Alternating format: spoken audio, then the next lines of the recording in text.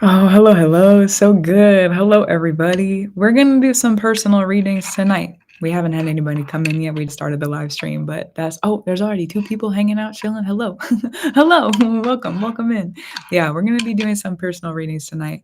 But first, we need to have some personal readings come in. So before that happens, I'll probably do some collective work, some collective readings, and just kind of see what's up. What's up in the energy? It's eclipse season. Hi to you too. Hey.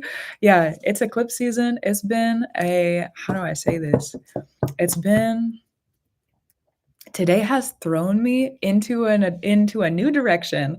I can feel the eclipses are like arriving. I can feel the energy of the eclipses like arriving here, and it's very intense. Eclipse season for me is always an intense time. Hello, hello, hello, hello, hi.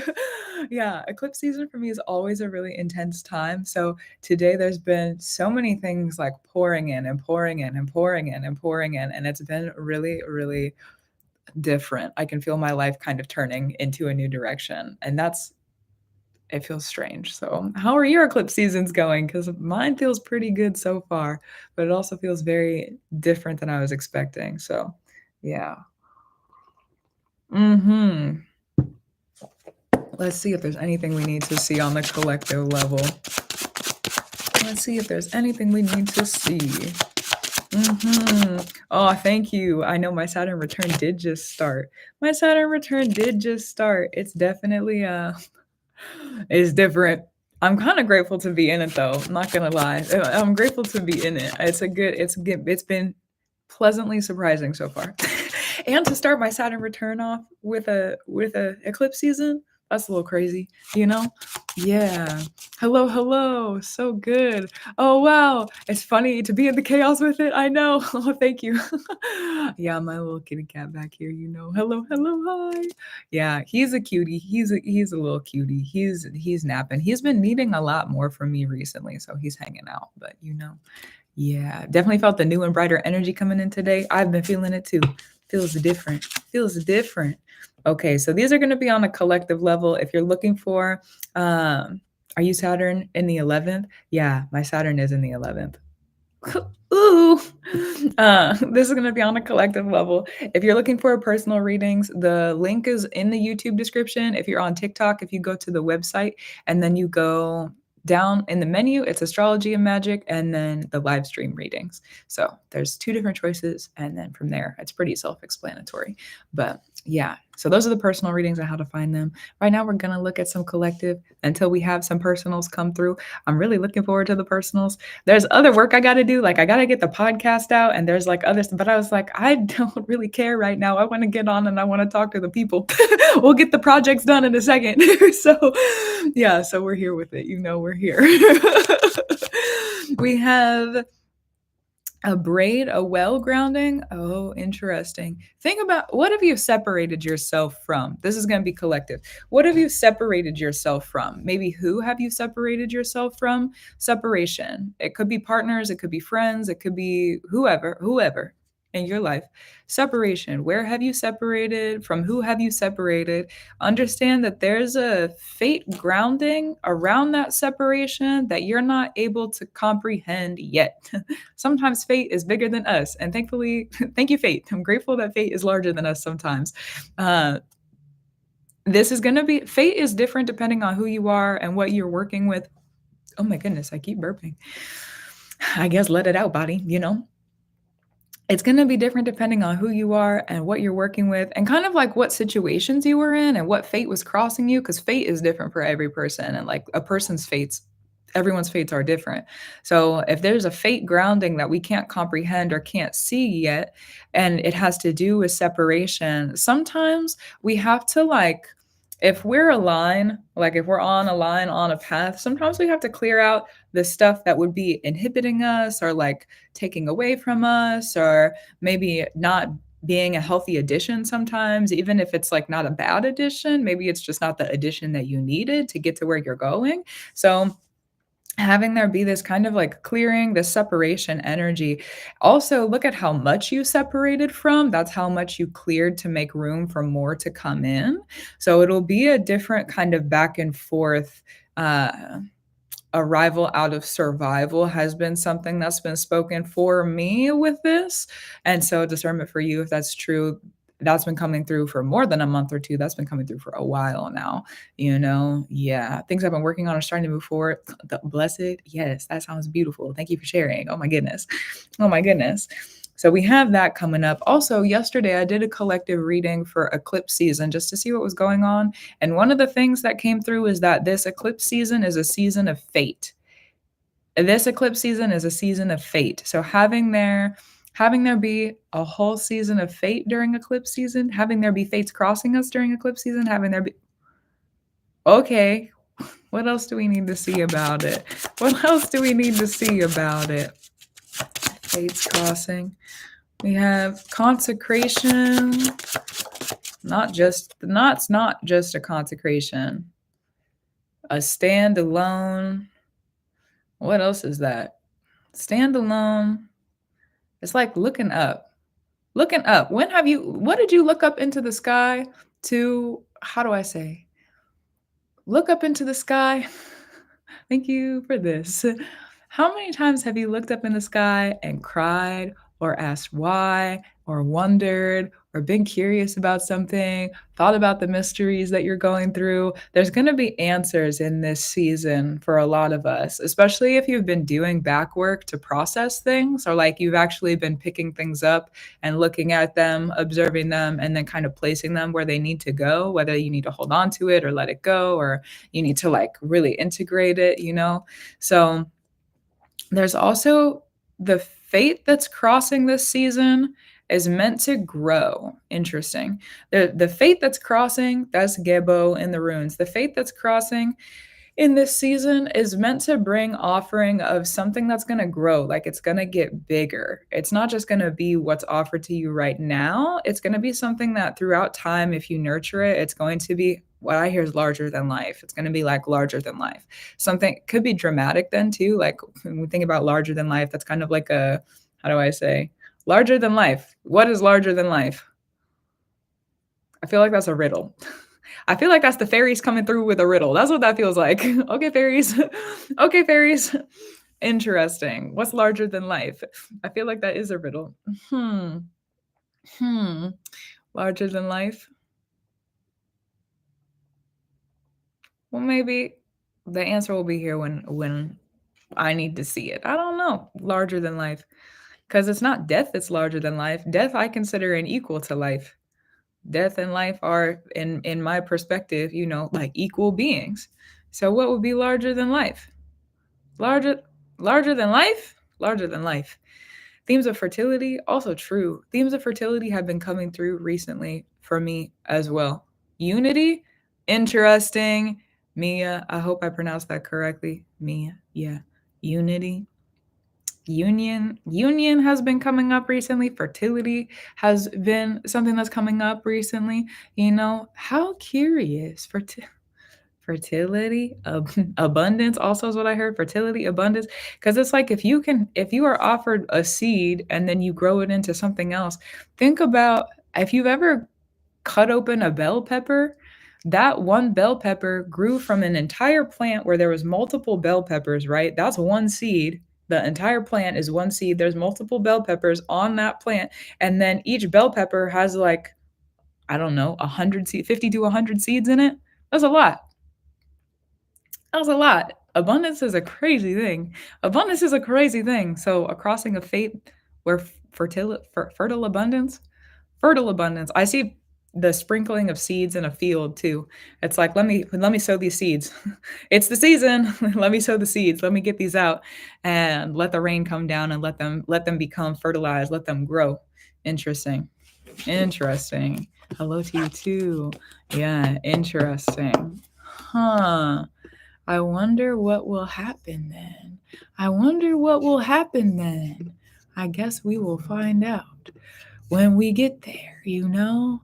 Oh, for Tanya, hello. Thank you for letting me get through that collective reading. Will you send me a message, Tanya, on which platform you're on and let me know where you are? And then thanks for that. Once I see your message, let me go read what you wrote in your in that like forum too. Anyone else who's interested in personal readings, the link on TikTok, if you go to the website, Astrology and Magick in the menu, and then there's live stream readings underneath of that. So yes. Yes. But yeah, for Tamia, will you send me a message? Send me a message in the chat on if you did already and I missed it. I'm really sorry. I'm really sorry. Yeah. Oh, hello. Aha. The proof. Thanks for that. Beautiful. Okay, let me read your question. Thank you for the clarity on it. Receive clear messages. Okay. You know? Let's look at it. Clear messages. Let me get this size to a position. There we go. That works. Clear messages and separate from the ego. Clear messages separate from the ego. I'm gonna go back to my old school deck. Literally the old school. This is my original deck. This is the first tarot deck the first tarot deck I ever. Clear messages, separate. Why are you trying to separate from yourself? That's what I hear. Why are you trying to separate from yourself? That's probably, honestly, oh, we want to go there? Hold on. I know I need to talk through it. That's probably, honestly, a shadow that's trying to protect you. You're trying to separate your messages from yourself, your personality, who you are, what you like, what you want to do. There's two different layers to it. This is one of the layers to it because there's another one that's like maybe more tool oriented. I feel like we're going to get to that one in a second, but it feels like we need to start with this one. So you're asking to have clear messages separate from yourself, and it feels like there's a shadow that's trying to honestly, the truth. Okay, thank you, Spirit. The truth sometimes is a hard thing to look at. The truth takes our innocence. You want clear messages? The truth takes our innocence. So if there's a part of you that has innocence that's been taken from it, that doesn't really want any more of that innocence taken from it, then it's not going to want to clock in and like listen. So for me, what I don't know where the shadow is. Let me pull some cards and see if there's something that could come up. A part of the self. A part of the self.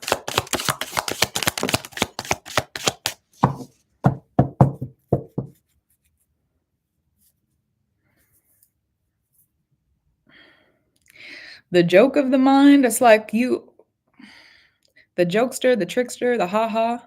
The jokester, the trickster, the ha-ha. Were you like a goofball at one point in your life? I just need to hone it. Understood. I get the message. I just need to hone it. Were you like a trickster, ha-ha person at goofball? I keep hearing the word goofball. Were you a goofball? Are you like a goofy person? A goofball. That's what I hear is like you're a goofball, and when you do that, when you're a goofball, you read a lot about people. It's like you joke and you're like tricksters. You're like a trickster. You make jokes and you're like haha. You make the funnies haha. And then when you're making jokes and the tricks, you can see people, you read people. It's like you make jokes. I can be really silly. Yeah. When you're silly like that, you read people and that's what this is. It's like you're able to understand more about yourself. You're able to understand more about other people. So it's like you read maybe that's a part of it. You said hone it. The way energy being honed to hone in on something. Okay, so let's talk about the applicatory space of it. If you wanted to go in and do the shadow work, awesome. Sometimes it's not necessary though. So let's look at application stuff. Applicatory and having there be like the processing of those messages. You said to get clearer with it. Get clear. What is it? How do I say this? Can you explain the blockage to me? Like what is it that's like the blockage, or like what is it that the experience is where you're like, I need this to be clearer, or I need this to be hi to you too. What, like, is there any way that you could describe that to me in words? It feels like there needs to be some kind of like description. I don't know why. but I'll ask it. I'll ask it because it feels like it needs to be asked. Yeah. And we'll keep going from there. Because it also feels like the message, because if you can catch the energy of it, catch it. If you could catch the energy of it, this is how I hone in on the messages or hone in on the, did you say? Yeah, the messages. How I hone in on it. If I find it and I look at it, you also have to kind of decide what direction are you gonna go in. Interesting. Which kind of honestly, you need it feels very much like disciplining, but that feels wrong. I don't respond well to that. So it's not not right or set in love. The disciplining, okay, understood. Discipline can be kind of like rigid. That's the cat. Yeah. Going off on his own adventure. Yeah, disciplining can be kind of hard and rigid. Disclaimer, I'm a bit directionless right now. Understood. Understood. Sometimes, you know what, we got to recenter to figure out where we're going. So, yeah, the direction I'll just let him be. There's going to be cat noises in the background. So, it is. I've been accepting recently that he is also a kid and there's no way to control his adventures, and that's totally fine. Okay. So when it comes to being the direction of things, a lot of the ways I'll explain to you how I have learned to listen in on that and how I've learned to, because you're right, it's not necessarily like a discipline in the sense of being like rigid. I guess discipline, how do I say? We'll let it rest. If it doesn't feel like a comfortable word, then we'll let it rest. So the way I've learned to listen in on those messages, it's like when you receive a message and there's noise, okay, spirit, thank you. He is spiritually clocked in, that cat 100% of the time. When you're receiving messages and there's like noise around you, it's almost like if you have a radio station that's tuned and it's like in between stations, but you can faintly hear what's going on. Yes, thank you for your message. And you can faintly hear what's going on. You have to like really listen. It's like a focus or a concentration. Meditation might help. Meditation may be something that will help you to become more aware of what's going on kind of mentally. And just the practice of awareness. There's a lot of different kinds of meditations you can do. There's guided meditations, there's clearing out meditations where you're like not you're focusing on just like clearing things. There's meditations where you follow the thought. One of my favorite ones, I call it going to the well, where you just sit for an unmarked amount of time until you find the answer that you need. Even if you don't know what the question is, it's like you have clarity. And the way that it works for me is like I have clarity and then my eyes just kind of open. I usually don't listen to myself most of the time either. I just end up at a place and I'm like, that's what I needed to hear. Like my answer just appears. So another way so say that you're like in the process of divination or it's like you're channeling something, that's going to be a little different too. Meditation will help to kind of like help you focus even when there is noise around or like clear out some of the noise possibly also. But then when it comes to channeling and like messages and divination sort of stuff, if you are able to sit with it and like even if there's noise around you, it's like the farther, this is a great example. Have you ever like the wine glass, have you ever done it where you like do the ring around it and you kind of have to feel into the resonation of it and then it starts to ring? Have you ever done that? If not, this example is not going to make any sense, but if you've done that, then I'm going to follow with that metaphor. But if not, then I can find another one. Yeah. Or that image, the imagery of that. Yeah. Because that's a good image. Or like a sing bowl or sound bowl, like those two where you like ring around the edge of it and it like resonates, but you have to like be really like honed in. It's a honing. I know what you're saying, but I've never done it. Okay, interesting. If you have wine glasses around, go try it out because this is a great example of how you're talking about honing in. You have to like focus on the resonation. You have to focus on it. Hi, Bubba. You want to come back up? You can make the jump. Yeah, come on. Thank you. You have to really focus on the resonation of it. And up to go down. Interesting. That'll be relevant later, I have a feeling, just to come just ask to come up, just to go down, okay, but yeah, it'll if you focus on that interesting too that there's all this stuff he's not normally like that in the middle of a reading, it's like the bouncing around, the spirits bouncing around, the cat's bouncing around. Okay, I hear it, I hear you. So, it's also too okay, so that's gonna be a good because you have to catch the resonation of it, and if you can, then you can make it louder. So it's like finding a focus of something and then zooming in on it. Finding a focus of something and then being able to zoom in on it. And it depends on what sense you're working with. So, like, say that you receive the messages emotionally, you would want to focus on the emotion and then kind of open the resonation of it. If you feel the like mental messages, if that's where you receive messages, then you would one pointed focus on it and then open the resonation of it. It could be within like your hearing or your like feeling senses as well, taste, smell, wherever the sense is. If you can find it and then open the resonation of it, it takes practice. It's kind of like, how do I explain it? If you've ever learned to ride a bike, you know how at the beginning when you have training wheels, you bounce back and forth. You're not very good at staying stable and upright, right?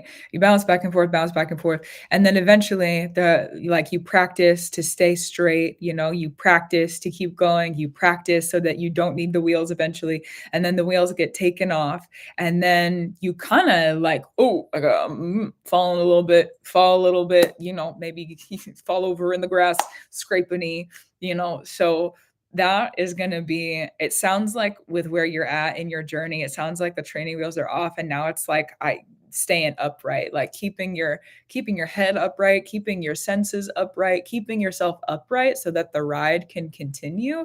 That's gonna be kind of like a philosophical tool or like a metaphorical tool, a structure of a tool that can help with that. Does that make sense? I'm gonna return it to you. Can you explain where the goofball went? Can you explain where the goofball went? I didn't realize she left. Let's look at it. I'm gonna pull the cards again for that one.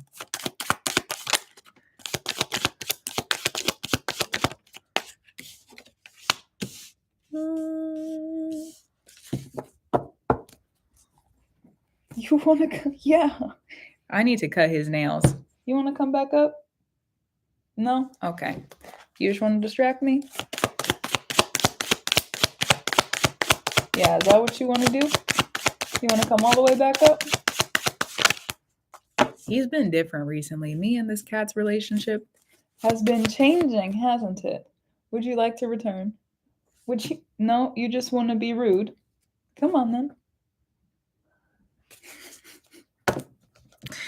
Oh, he's been more violent recently too. He's been like, how do I say? He got bigger, you know? He got a little bit bigger. So now he's testing limits again. Interesting. Irrelevant, I feel like, to this reading because you said, where's the goofball? Where'd the goofball go? Where'd the goofball go? What happens? She doesn't want to return? She wants me to stay distracted? I'm definitely talking to the cat. I'm definitely talking to the cat. Come here. Yeah, I know. Whoa. The goofball. Okay, so let's return to that. Let me stay myself-centered and focused. The goofballness. What I feel about that, because Spirit wouldn't have my cat doing all this in the middle of your reading if it wasn't important. So I'm going to listen to him too. Even if he's been getting on my nerves just a little bit. That's what happens sometimes when the kids get a little bit bigger, they get a little bit wittier. So I'm going to talk a little bit about the goofball of the child. The goofball of the child. Sometimes the goofball of the child runs wild and it gets on the parents' nerves or the adults' nerves just a little bit too much. And then what happens? That child, you were talking about discipline and how that's uncomfortable. Then that child gets disciplined a little bit, and maybe the discipline is not necessarily, how do I say, comfortable. It's not necessarily, as you said, in love. Sometimes it's a little bit like cruel. Sometimes, because then it's the adult figure even if it's like an older sibling or like an older kid, that would still technically be like an adult figure to whoever that child of trickster and goofball would be. So then that person kind of whoever that adult person is, they pull out the tool that they need to defend themselves from that trickster. And being the kid, the trickster is like one of the, how do I explain this? It's one of the first tools of like weaponry that kids have is the trickster, the goofball. The trickster, the goofball. And so adults, when they start to, as the child grows up, if they start to feel threatened by the child's goofballery, the goofball jokes, the ha-ha, the hee-hee, the hoo-hoo, when the adult feels threatened by that, then the tools become a little cruel because somewhere along the line, the adult has also lost. Sometimes it's a cost. Sometimes it's not lost. Sometimes it's a cost. Sometimes we have to pay the goofballness to become serious because life gets hard. And that's just what it is. That's just sometimes how the world works. That's sometimes we got to grow up. And it's not always a fun process. It's not always easy. So sometimes we have adults around us when we're in that goofball, trickster child energy who have been through some hard things and maybe don't have the range or the capacity or the patience or the understanding to be able to also reach into those trickster goofball places within themselves. And a lot of the times the hardships that we experience in life are because, thank you Spirit for this, a lot of the times the hardships we experience in life are because we accidentally got tricked into something. So then the trickster, instead of it being this fun, witty, clever thing, turns into this thing that's actually really dangerous. And so there's this kind of flip once we get to more of like an adulthood place in the transition from child to an adult, where the trickster goes from this fun, witty experience into something that can be really dangerous and harmful. And the goofball, the like trauma of the goofball or the shadow of the goofball, like the child version of the goofball, sometimes if there's again like a parental or adult figure around who's had the trickster weaponized against them or turned against them and they haven't yet integrated the healing, or they don't have room for it, or there's a lot of different reasons that this could happen, but that discipline then comes down on the child rather than, thank you Spirit for this clarity, that discipline then comes down on the child, and then the child feels like being the goofball and the trickster is something that put them into harm's way, when really it was the decision of the adult to interact with the child on the level that was the interaction of.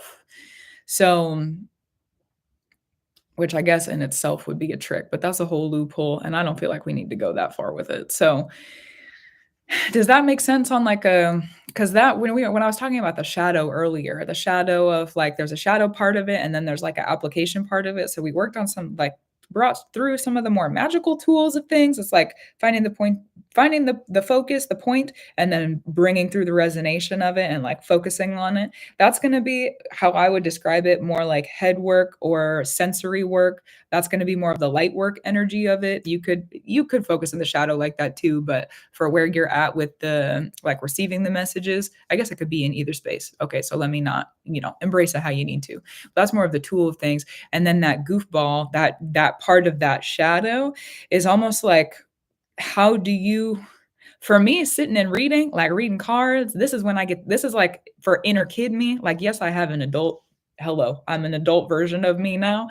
So I have responsibilities and, there's like a whole, it is, I'm an adult person. And at the same time, this is a place where little kid me gets to come in and play and have fun. And so that's a part of the reason I love to do it. Right. So if you can bring back in, let me read this actually.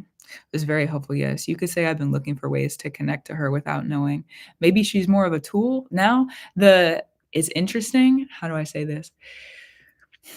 Sometimes, thank you, Spirit. What I'm hearing is if you ever feel distracted, think about all the distractions that just happened in the middle of that reading. Okay. If you ever feel distracted, oh my goodness. So many bumps and jumps.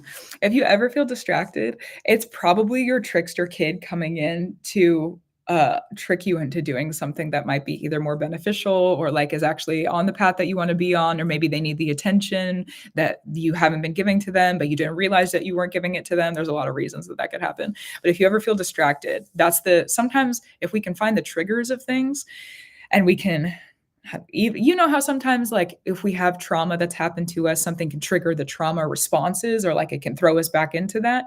I also use the word trigger as something that's more neutral. So like if you are aware of the trigger that you're distracted or there's a distraction, it's probably that trickster energy coming through in your world, your version of you who was a trickster coming through in your world to remind you like it's okay to play. It's okay to play, and also there's more messages this way. Because again, at the beginning, it was what I was seeing is like that goofball. You stir up the energy a little bit. When you get into that, you stir up the energy, and so you can see. It's like that's a really beautiful gift, honestly.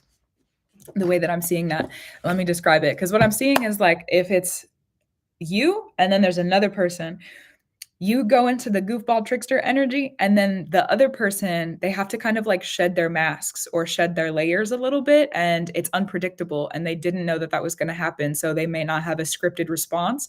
So they're shedding layers that are like they just have to reveal parts of themselves that they weren't planning on revealing, and that's when you kind of like can catch the real truth of whatever it is that's going on. You're like, oh, I see that, oh, I see that, oh, I see that, let me read it, oh, I see that, let me read it. And so it's like these jokes, haha, back and forth. And so you kind of trick people. I know what it is. I've seen it. That's so cool that you can see it. I love my gifts too. Yeah, that's true. So when you're doing that, though, part of the reason probably that there's like a shadow around that trickster version of you is because there may have been a time, like, or just think about generally, like if you trick someone into being vulnerable who isn't comfortable with being vulnerable, and then they realize they're being vulnerable, but they got tricked by you, and now they're vulnerable because they got tricked by you, that's a scary place to be as that person who got tricked into being vulnerable. If they like didn't agree to it, or if they're carrying trauma because that has to do with vulnerability, like there's a very shadowed version of that space, and it's going to be different depending on the person that is in the other space in that sort of trickster place. So how do I say this? It's going to be different dependent upon like the memories that you have, or maybe different people that you've kind of like played around with that game with, you know? But it also feels like never thought about it like that. Yeah, definitely. It's beautiful. And then too, like if that's a natural ability that you have, one of the things that's really I find at least easier if you're trying to hone in the messages, or like hone in on the clarity and like really like learn how to sit with it. It's a lot easier to do that if you already can look at the natural gifts that you have and again open up the resonance of it. So it's like, how many layers of this gift are there? Or like if I change this one thing, does it change how, you know, the reaction is, or am I going to understand things a little bit better? There's a whole layer to tricksters and the spiritual realms that a lot of the times they guard the wisdom. A lot of the times the tricksters, the children guard wisdom. They might not know it, but it's there, you know? So a lot of the times the tricksters, they're always pretty much always guarding something, or it's like just making sure that the boundary is held. And so it might be interesting to relate. I don't know where this study would go for you, but the relation of boundaries and having there be an understanding of how that trickster kind of like spaces in and out of what those boundaries are, and also possibly to like why it's uncomfortable to tap into that goofball energy because of other people's boundaries. And other, you know, boundaries are a big thing. So yeah, hi is trust. I've been told it's people trusting me. I'm warm, open, catches them off guard. I will study the past. Beautiful, beautiful. And also the meditation will really help too. Meditation, it'll be interesting if you wanted to do like if you wanted an exercise, because I was saying earlier there's a lot of different ways to meditate, and there's a lot of different ways to integrate that sort of information. It would be interesting to do a meditation and like specifically call in your trickster, meditate and specifically call in your trickster and talk to your trickster. And like you maybe want to do that more than once, you know, like maybe that's something you want to do like a couple times and like get used to it and Just see what happens. Like regrow that relationship with that trickster you. Because honestly, the do I want to call it a hierarchy? That layers. I'll call it layers. I don't know that I want to bring a hierarchy kind of space into that relation. It's more just layers. A lot of the times the trickster energy is the one that is the furthest external. Not all the time, but a lot of the times that's going to be like the furthest external or the furthest guard. And so if you can like really have a relationship with that, it'll also lend to protections. Tricksters can be very protective. So it'll lend to protections. It'll help you, again, you're talking about directions. It'll help you probably with some directions as well, and feeling like a little bit directionless. So that it'll probably help with direction. It'll also probably help you. You're talking about the honing of the energy and like those messages. It'll help with that. It'll also just help you probably have some fun. And there's also, when it comes to trickster energy, I like to look at the dynamic that's coming up. That one of the dynamics in astrology that I really like about tricksters is the Aries and Scorpio dynamic, where Aries is like the really young trickster and doesn't even really realize that they are a trickster. And then there's the really, really advanced trickster of Scorpio, who's like kind of premeditated almost and has a lot of further thought when it comes to further thought, or it's like has planned some things or is playing a game of chess, and sometimes people don't even realize that that's happening. So yeah, something that you could look at, the different layers of your own trickster. And the Aries moon, teehee, yes. So good. Do you have any other questions of discernment? I feel like there's like a lot of different pieces of homework that could be applicable. So I don't want to overwhelm, but I also want to make sure that you have everything that you need to, yeah. Also, there's a list. Yes, there's a list. We just had another order come in too. So once we're through with this one, I'll go back and double check the list. We'll update some things. So yes. Right now, I believe we only have one on the list. I believe we only have one after this one is done. So actually, you know what? While we're waiting, there we go. I can really work with this. Beautiful. It's a good tool. That's a fun gift too. That's a fun gift. Thank you for your yes. Oh, grateful for you. Thank you. Beautiful. Yeah, enjoy the studies. That sounds, tricky. I was looking for the word. It sounds tricky. Oh, so good. Okay. So then the next one that we have up is for Paige. Hello. Let me go through. Will you send me, Paige, message on the platform? And then someone asked, hi to you too. Hello. Good. Okay, cool. Is it Gulia? I love that. So the list for anyone else who's also watching over on TikTok, if you go to the website on like the link in my bio, go to the website, there's a menu at the top, go to the menu, it'll be under astrology and magic, and then it's live stream readings. Yes. You can send a message here. I'm going to go back and read your note that you sent in when you paid for the reading. I'm going to read that and kind of see where we need to pick up, keep on moving, get it grooving. Yeah, but if there's anything else you want to add, please do so. Yeah.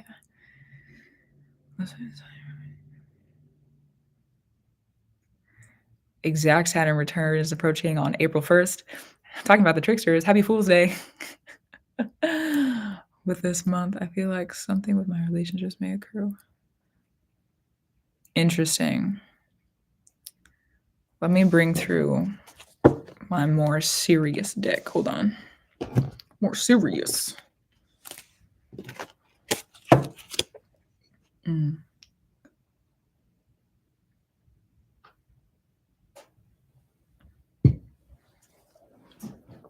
Career, moving, relationships.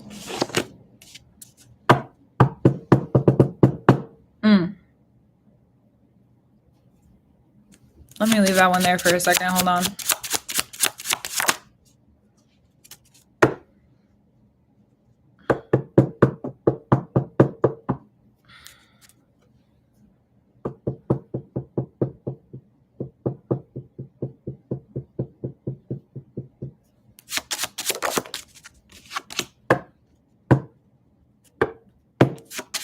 There's something waking up. There's something waking up. There's something waking up. You're waking something up. And it's like you stirred the commotion enough. I feel like this reading might go in a different direction for a second, but we're going to bring it we're going to go all the way through and then we're going to find the answer for you with the question that you asked, but it feels like it's going to go in a different direction for a second or for a moment. And then we'll get there. And then we'll get there. So just kind of a heads up. Because the first card that came out is like unpredictability. That's part of it. Okay. And there's something that you're waking up. And what I see is like you've done enough at this point that the dust is like, scattering in the air. It's like you've lifted enough that whatever this thing is like coming out of sleep almost. And it's you've made enough noise or enough racket. There's enough that's been kind of like broken up or woken up already that it feels like a being. It's like a being or some kind of nurture, it could be, or a journey. I'm not exactly sure what it is. I just feel like I'm like rubbing my eyes to wake up. It could be a part of you that's waking up also. It's like a part of you that's kind of, and I see soon. Interesting. It looks like a snake. That's what the vision I get is like this giant snake. This giant snake that you didn't mean to wake up. You didn't mean to wake up the giant snake, but you just were like having fun and getting stuff done and like whatever, living your life. You were just going on and doing what you wanted to do. Okay, good for you. And you like are awake. You have awoken this giant snake. The word Kundalini came into my head. I don't know how related you are to those kinds of practices. I see the snake is bigger than you though. So there may be another meaning behind it. We're going to continue. The snake now is waking up. It's also like there's enough commotion that it could go back to sleep if you like whatever it is that you've been practicing or working on, whatever it is that you've been doing. Like if you were to stop right now, probably the snake would go back to sleep. But you're not for the weak is what I hear. You're not for the weak. You're maturing at a rush peak. Interesting. It's like the top of a mountain. Is like a rush peak. Hold on. A rush peak.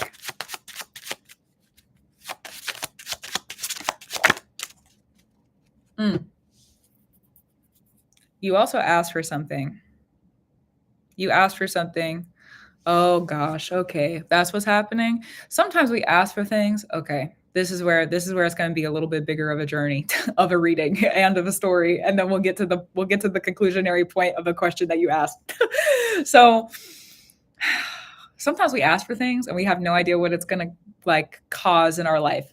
Sometimes we ask for things and we have no idea how it's going to like shake our world up. Sometimes we ask for things and we're like so sure of it.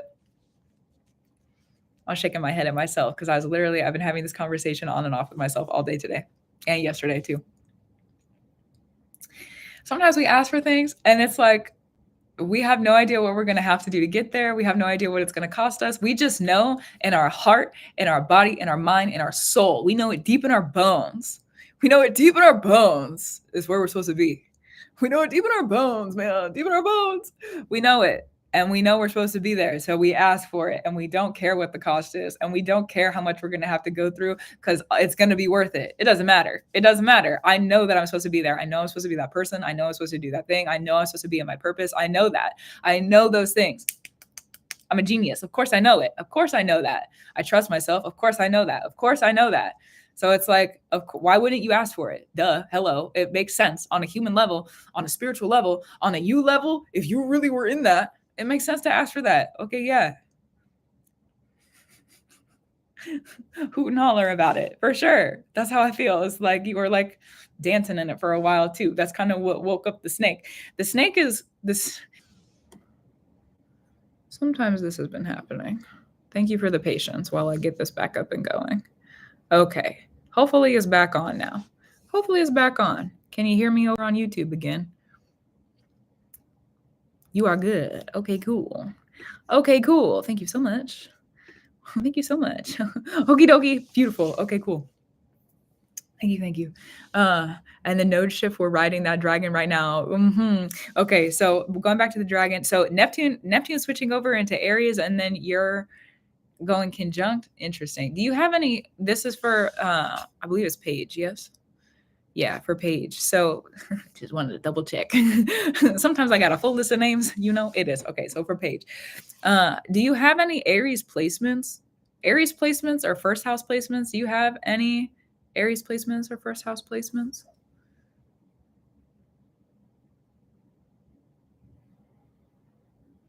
Because it feels like there's a necessary no Aries, a Libra rising. Okay, so that'll put your Aries. You'll have a descendant in Aries. You're about to let go of a lot of stuff. It makes sense. One of the things that Spirit's been bringing to me about the fact that this year is the year of the snake is that like we have to constantly shed our skin. Constantly shed and then start again. But at the same time, it's like we're growing bigger, but we're shedding our skin. So it's like there's more here in the center, but then at the same time, this like external is being removed. There's more here at the center, but then there's external being removed.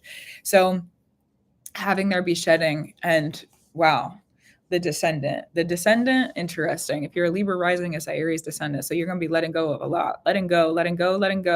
And it's also meant to, the descendant is kind of uncomfortable because it's like headed into the darkness and things that we kind of need other people to help us with, and we also, it's like the part of ourselves that we're the most blind to. So you'll probably be figuring some stuff out about your shadow as well, figuring some stuff out. What can I ask where your Mars is? Your Mars, its house, and then what it's ruled by, if you know those things.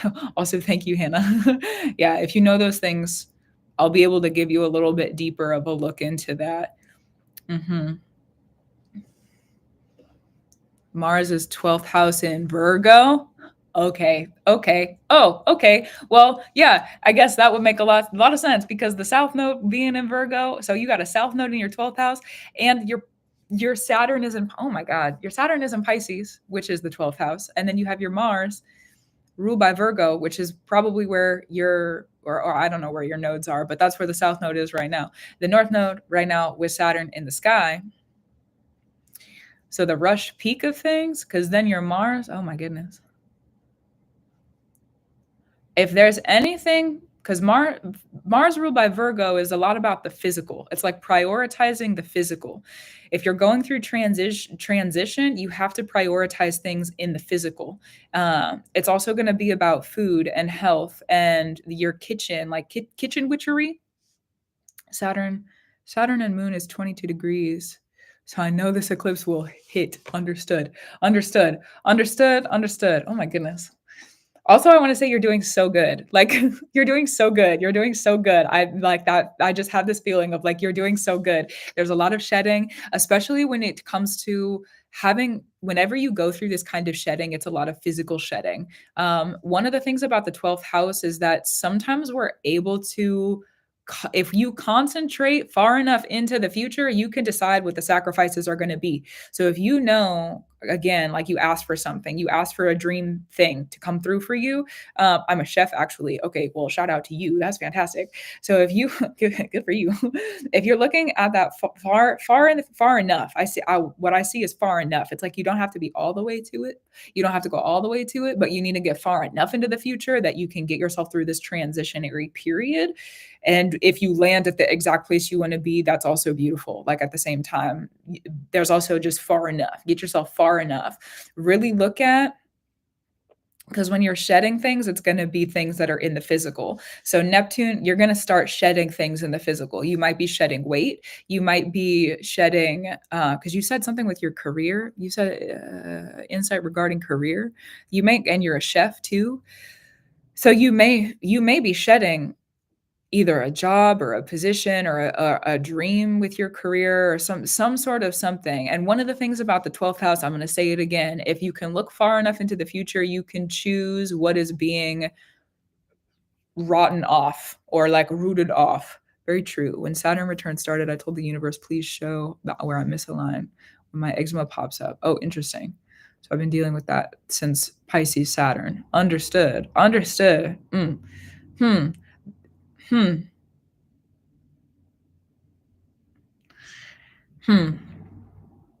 So if you're looking at, let me look, hold on. So the eclipse that's coming up in Virgo, that's going to illuminate for you what in your sacrifice, interesting. What in your sacrifice is going to be required to get you through the next like 6 months to a year and a half? The far enough in the future, the 6 months to a year and a half mark, because then 6 months, we've got another eclipse season, a year and a half around that, the eclipse nodes of Pisces and Virgo are going to be done. So right now you have both the South Node and the North Node influencing your 12th house. And that's going to be influencing, that's crazy. I don't need to get into all the layers of it, but there's like double overs in your chart with the transits. So if you're looking for some clarity, sometimes the answers don't come through exactly when we need, exactly when we want them to. Sometimes when we need the answers, they're usually there. And sometimes they don't come through exactly when we want them. So it feels like there's a lot of information I'm not going to be able to give to you directly, because it feels like the magic of the eclipse and the magic of the moon is going to need to come through. So for the eclipse on the 14th, that's going to show you what is it that needs to be ellipsed? What is it that needs to be kind of like focused on? What is it that needs to be in the career shed? Because there's still a transition that you're going through. So however it is that you want to navigate that upcoming transition, it's going to be important to listen. Listen on the full moon. The full moon is going to have a lot of information for you about who you are, what you want, where you are, where you're going, and what it's going to cost you to get there based on where you are now. And again, I've said it twice already. I'm going to say it one more time because it's important for you to hear again. So I'm going to say it again. If you look far enough in the future, you can choose the sacrifice. And the reason that like it keeps like ringing up, it keeps ringing up, it keeps like coming to the front of my mind. Part of that is because with the 12th house, it's like the most mature form of the trickster. And we were just talking about the tricksters in the previous reading. It's the most mature form of tricksters. It's the oldest and wisest tricksters. And sometimes when it comes to the Pisces 12th house energy, we get tricked into things not knowing any better. Sometimes we get tricked into things and we don't know any better. And it's like we don't even realize that we're tricked until after the situation is already like done. So if you were to need to kind of like, what I hear is mitigate loss, or if there's anything that you need protected, protection and like just making sure that you have your direction really like set. Because if you don't have a direction, again, you ask for something, right? So if you don't have a direction, and Saturn is in Pisces right now, also going to be influencing your 12th house. So just be really specific, be as specific as you feel like you need to be, and be really specific. Being specific is terrific. Be really specific.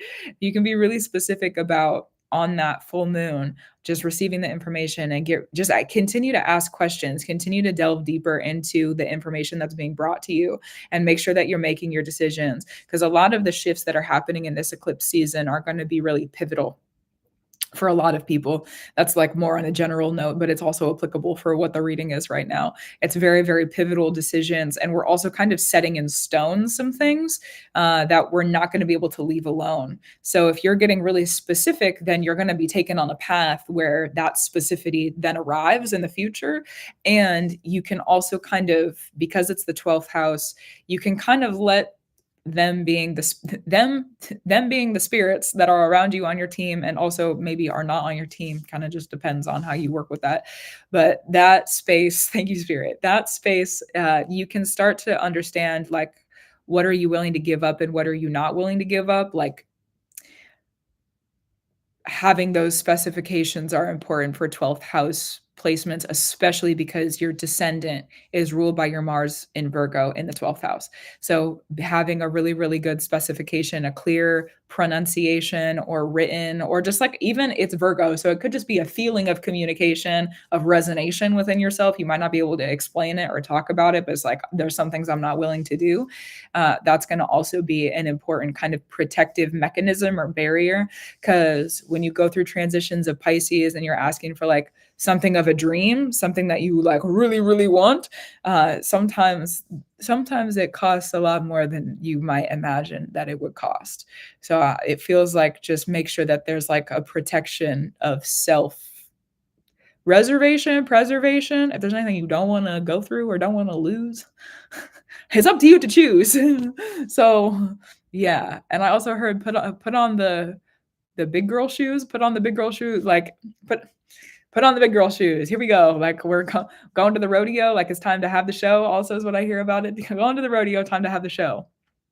Time to have the show. The rodeo is a wild place. Rodeo is a wild place. The rodeo is a wild, wild place. Going to the rodeo? Going to the rodeo? Time to have the show? Interesting. Is there anything else you feel like you need to hear? Let me talk a little bit further about the going with the rodeo. Going to the rodeo? Going to the rodeo? Time to have a show? Going to the rodeo? You already know. It's like a dream thing. Something that what I see is like something that you've like oogled and ogled at for a long time. And you're like going there now. That's crazy. Something you oogled and ogled at for like a really like since you were a kid. It's like you saw it when you were younger and you're like, that's incredible. And I want to do that. Whoa. That's where you're going. Interesting. But that does require sacrifice. Yep. I've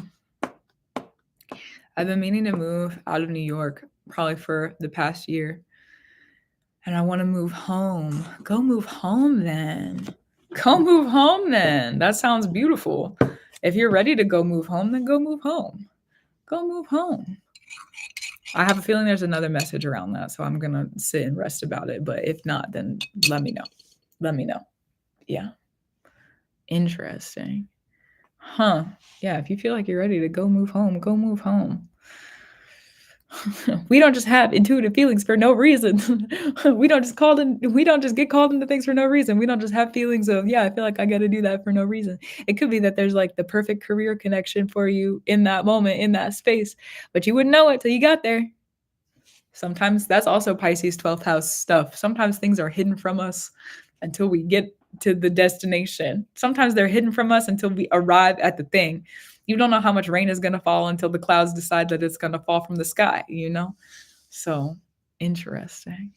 Yeah, but yeah, let me know if I totally went on another like ramble. So let me know if you have any questions. Okay, there we go. I'm planning a huge pop-up dinner in May in Amsterdam. Oh, wow. Oh, beautiful. That's so good. That's so good. That's so good. That's good. Beautiful. Interesting. Enjoy that. Yeah, if you're going back home, go back home. You're talking about a Saturn return. Oh, okay.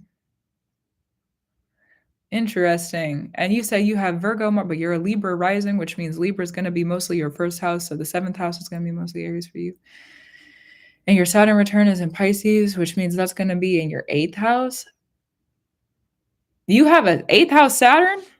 So it's dealing with March. April, I pray to get there.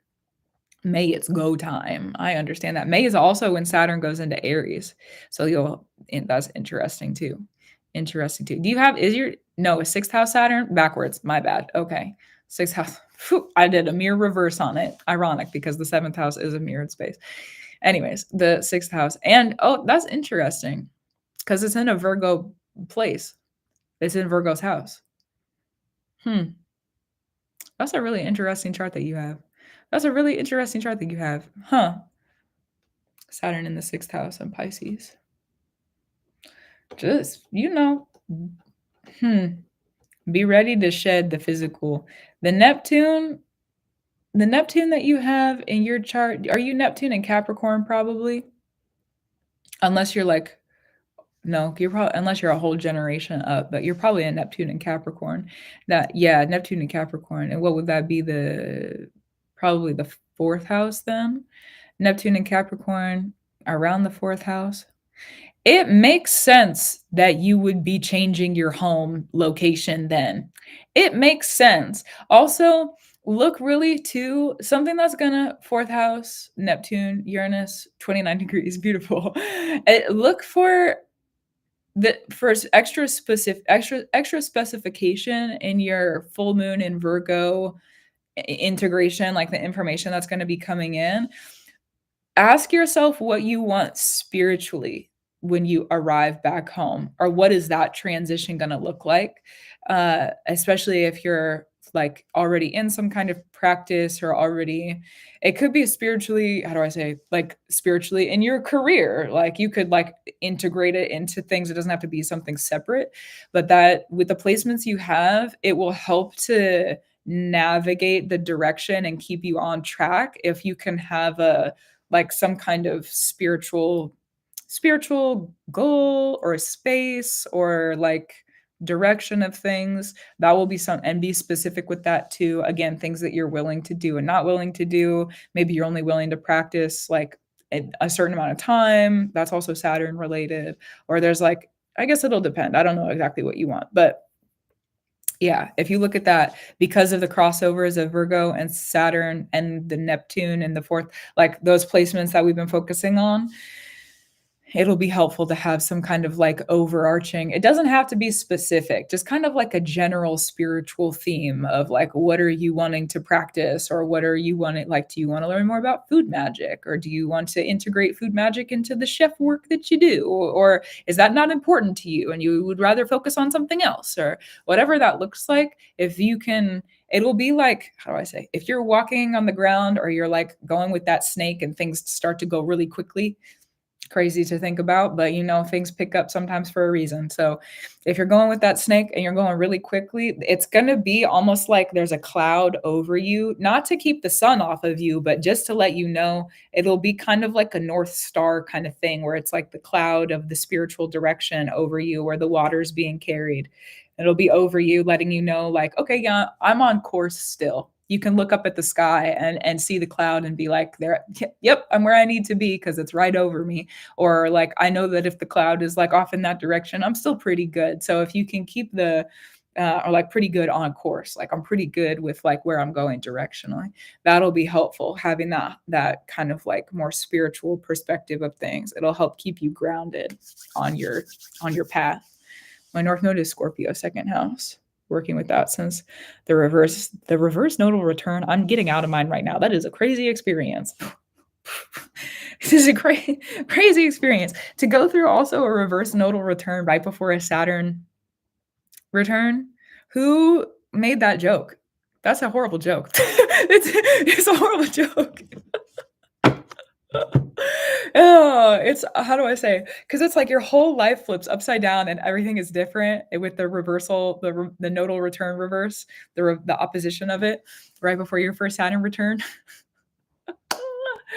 And then you go through the Saturn return. So yeah, the reverse nodal was worse than the Saturn return with the ahaha.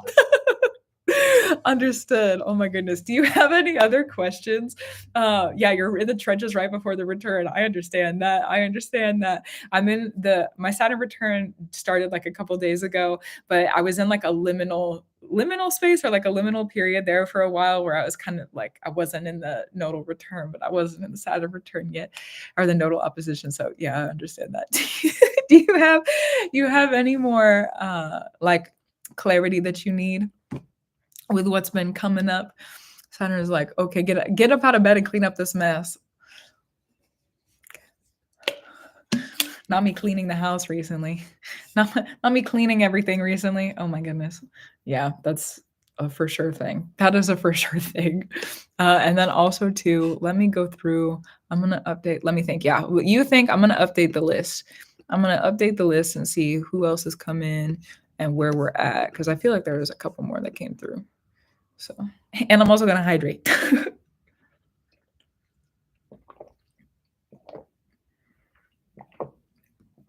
The next one up is Amy. Hi, Amy.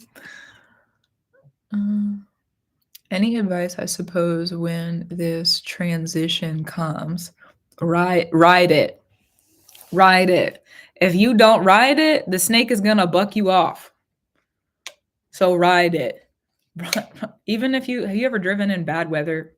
You got to really hold on. Sometimes it'll be like that. Sometimes it's going to feel like that. I'm crazy for choosing this. Sometimes it's going to feel like that.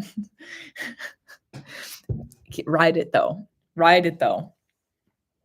And if I move, then I'll be living in a new house. We'll change my routines. Understood. You're going to do good. You're going to do so good. And you're already doing so good, and you're going to continue to do so good. Ride it. Just keep riding. It's like Dory from Nemo. Just keep swimming. Okay, just keep riding. Just keep riding. Yeah, ride it. Because if you can continue to ride it, it's like, how do I say? If you get off of this, yeah, thank you so much. Just riding through this energy for sure. It's and sometimes one of the things I've been doing with this recently, because I've been feeling like as energy starts to kind of pick up, I've been feeling this too. Maybe not in the exact same way, but like a tool that I've been using to help navigate this with the just righted energy is that every time I feel myself resisting getting off, I'm like, okay, well, how can I make myself feel more welcome in this space? Or like, what is it that I need to do to come back to my center? Or like just being more kind of like open to the ride. And the moment that I start to fight it, then I have to uninvite something. It's like, okay, I can feel the fight and the resistance. I haven't had to pick this up in maybe like a couple of weeks, but it's something that I was doing recently. So that's something that could be helpful too, is just notice if you start to fight the ride, it might be time to turn if you're fighting the ride a little bit. Sometimes we got to pay attention to the terrain that we're on, take the turns as needed and necessary. So another thing to keep in mind too. And also, one of the other things I'm seeing before we close it out and move on to the next reading space is if you're going to be riding next to people who want the snake that you're on. It's a giant snake that's traveling you way farther, way faster. Good for you. Wish come true. You get to go through. Good. There's going to be people that you pass while you're on the snake who look up at you with venom. You're not supposed to stop for them. You're not supposed to help them. You're not supposed to do anything. You're just supposed to wave and keep going. It's very childlike in that is like the just keep how do I say? Just keep riding, like just keep swimming. But then also the penguins from Madagascar, where he's like, smile and wave, boys, smile and wave. That's what that reminds me of too. Is you when you're on I see you with a very childlike smile too, just being like, Kipai, like I got my wish came true. So sorry for you. Yeah, that's however you might feel about that, but which is strange because I'm a bit of a hermit in New York City. Understood. You'll be a hermit on the snake too. You're not meant to like stop and talk to a lot of those people. Yeah, they might try to talk to you. It's like I see they're more venomous than the snake that you're on. Some of them, not all of them. So just keep writing. Just keep going. Okay. I'm going to leave it rest there because otherwise I'm going to start talking in circles. I'm going to leave it rest there. Beautiful. Thank you for the support. Good luck with your move and have fun because you said it's going to, have fun. Have fun. Have as much fun as you can. Also true. And enjoy the fulfillment of the rewards. It sounds like a turbulent time. So, much love to you too, for sure. It sounds like a turbulent time. So, ride the turbulence. Ride the turbulence. Mm-hmm. Yes. Okay. Amy and then Caitlin. That's the other one that came through. I saw one come through. Oh my goodness. Okay. Now my voice changing. Every once in a while when I start new readings, my voice shifts, switches up a little bit. It's a little different. Okay. Let me read your note, Amy. And also, time astrologically for the tricksters. Oh, with the tricksters? Interesting. Is every single reading tonight going to be a trickster? Interesting. This will be the third one in a row where tricksters are involved. Oh, the tricksters. Oh, the tricksters. Hold on. Before I finish reading this, oh, the tricksters. May the tricks be fun and help us get stuff done and not be cruel and not plague us a fool. I love you, the tricksters. It's true. I do. I love you, the tricksters. No fool for you. I love you, the tricksters.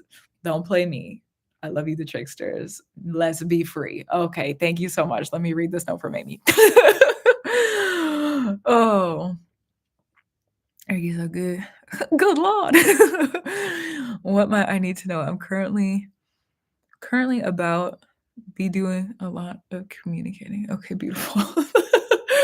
I'm pretty sure you're in the room, Amy, but will you send me a message just to let me know that you're still in the chat? And then who asked, is it Coven? I'm not exactly sure how to pronounce that, but hello, how are you? For readings, for people who are interested in readings, right now I have 2 on the list. If you're interested, if you go to the website at the link in my bio, and then you go to the menu at the top, Astrology and Magick and live stream readings, that's going to be kind of like the succession of order. That's where you're going to find them. And then again, there's 2 people on the list currently. So Hello, hello, beautiful. The Virgo sun. I'm a Virgo sun and a Virgo rising. Interesting. Interesting. As you're ushering in new beginnings. You were talking about the tricksters ushering in new beginnings. Probably that Virgo goes into your 12th house then too, a little bit. I don't know how much. I don't remember, but interesting. I don't know. Hmm. Hmm. We're gonna go to the kid trickster deck for this one. Because you said, what do you need to know? What do you need to know? Good to know. Yeah, I can feel the. Let's look at the trickster deck. Let's look at the fine, creative trickster deck. That's what we need to look at. Okay. Prepare. Prepare, prepare, prepare, prepare, prepare, prepare, prepare, prepare, prepare. Weren't you talking about doing a group work, a group thing, a group something in April? Prepare. Prepare. Was that you? I'm pretty sure it was. Prepare, prepare, prepare. Prepare. Prepare. Prepare. Prepare. Oh, interesting. Prepare. Prepare and poison. Oh, hold on. Whoa. Oh, that's such a that's hard. Oh, I don't like that card. I don't like that card. I don't like that card. But if it's here, then we can read it, I guess. I guess that's okay. Okay. You're not supposed to, you're not a poison dealer, okay? You're not a poison dealer, you're a healer. You're not a poison dealer, you're a healer. You're not a poison dealer, you're a healer. And there's a like reception of you. Prepare, prepare, prepare, prepare, prepare, prepare, prepare for there to be it. How do I explain this? Please allow me to receive the information I need around this so I can explain this how I need to explain this. I love, truth, free, honor, glory, elevation, gratitude, reverence, justice, and love. Sometimes we go through, sometimes we are not the trickster. You remember in one of the recent readings we did? Oh my goodness. You remember in one of the recent readings? Yes, thank you. How the only way that they could trick you is to make you think that you failed. Sometimes we're not meant to be the trickster. Sometimes if you're going through energies of tricksters, sometimes we're not meant to be sometimes there's tricksters around us. It's like the cruel tricksters. That's what I see about this. The cruel tricksters. Tricksters who thrive in poisonous energy look at healers and think that they are poison. I've never had runes done for me. What do you think? I can sit with the runes in a second if you want. Interesting. But let me finish this first because this is talking about the tricksters and interesting. Sometimes the trickster, it's like tricksters who are full of poison. And I see you at this event, the event of the April 13th. Let me just double check. That's you, right? That's you with the event on April 13th. Who wants to I don't know exactly what it is, but it's like the gathering of people, having there be people come together. Was that you? I'm fairly certain. Is that still something that you're doing? Because I see that that's important.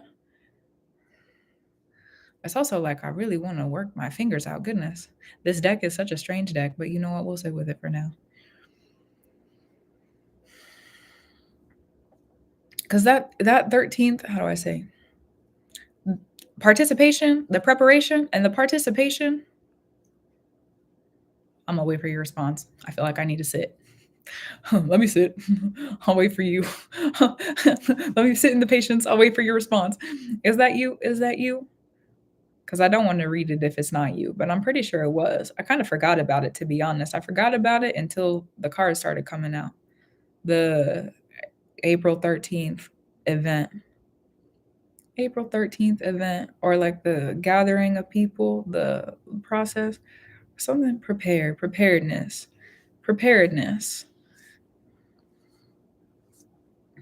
The preparedness. I feel like those tricksters want to play with me. It's a with the frowny face. Okay, understood. Understood. Okay. Okay. The preparedness is that they're how do I say this?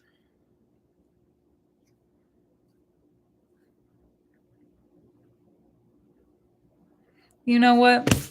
We're gonna play Amy's game. Let me pull the runes out. Because you need to play your game. When the tricksters are, hold on, let me get my okay, yeah. When the tricksters are around, I'm gonna use this as an example. I picked a deck, you put in for a reading. So then we're playing, how do I say? We're playing my game. Is put in for a reading, we're playing my game. I'm gonna pull the deck of cards out that I feel like I need to pull out, or sit with the messages that I feel like we need to like. Then it's a game of we're playing. But you asked for the runes, we're gonna play Amy's game. We're gonna sit with the rune deck because that's what the lesson is what I'm hearing. It's like you need to be able to play your game throughout this next like season. Really, it feels like for the next 6 months. So like until the next eclipse season is like play your game. Focus on playing your game. If you can play your game and not get distracted by the games of the other tricksters, or play your game and not get distracted by let's do it. Yeah. Play your game and not get distracted by the games that other people would play. Because sometimes, oh my goodness. Again, the cruel tricksters. Sometimes tricksters are so intricate with the way that they're weaving their tricks that it doesn't look like a trick until you make it. It's like real slick, which I'm sure you're familiar with in some area or form. It's real slick. Now put that into a layer of spiritual tools.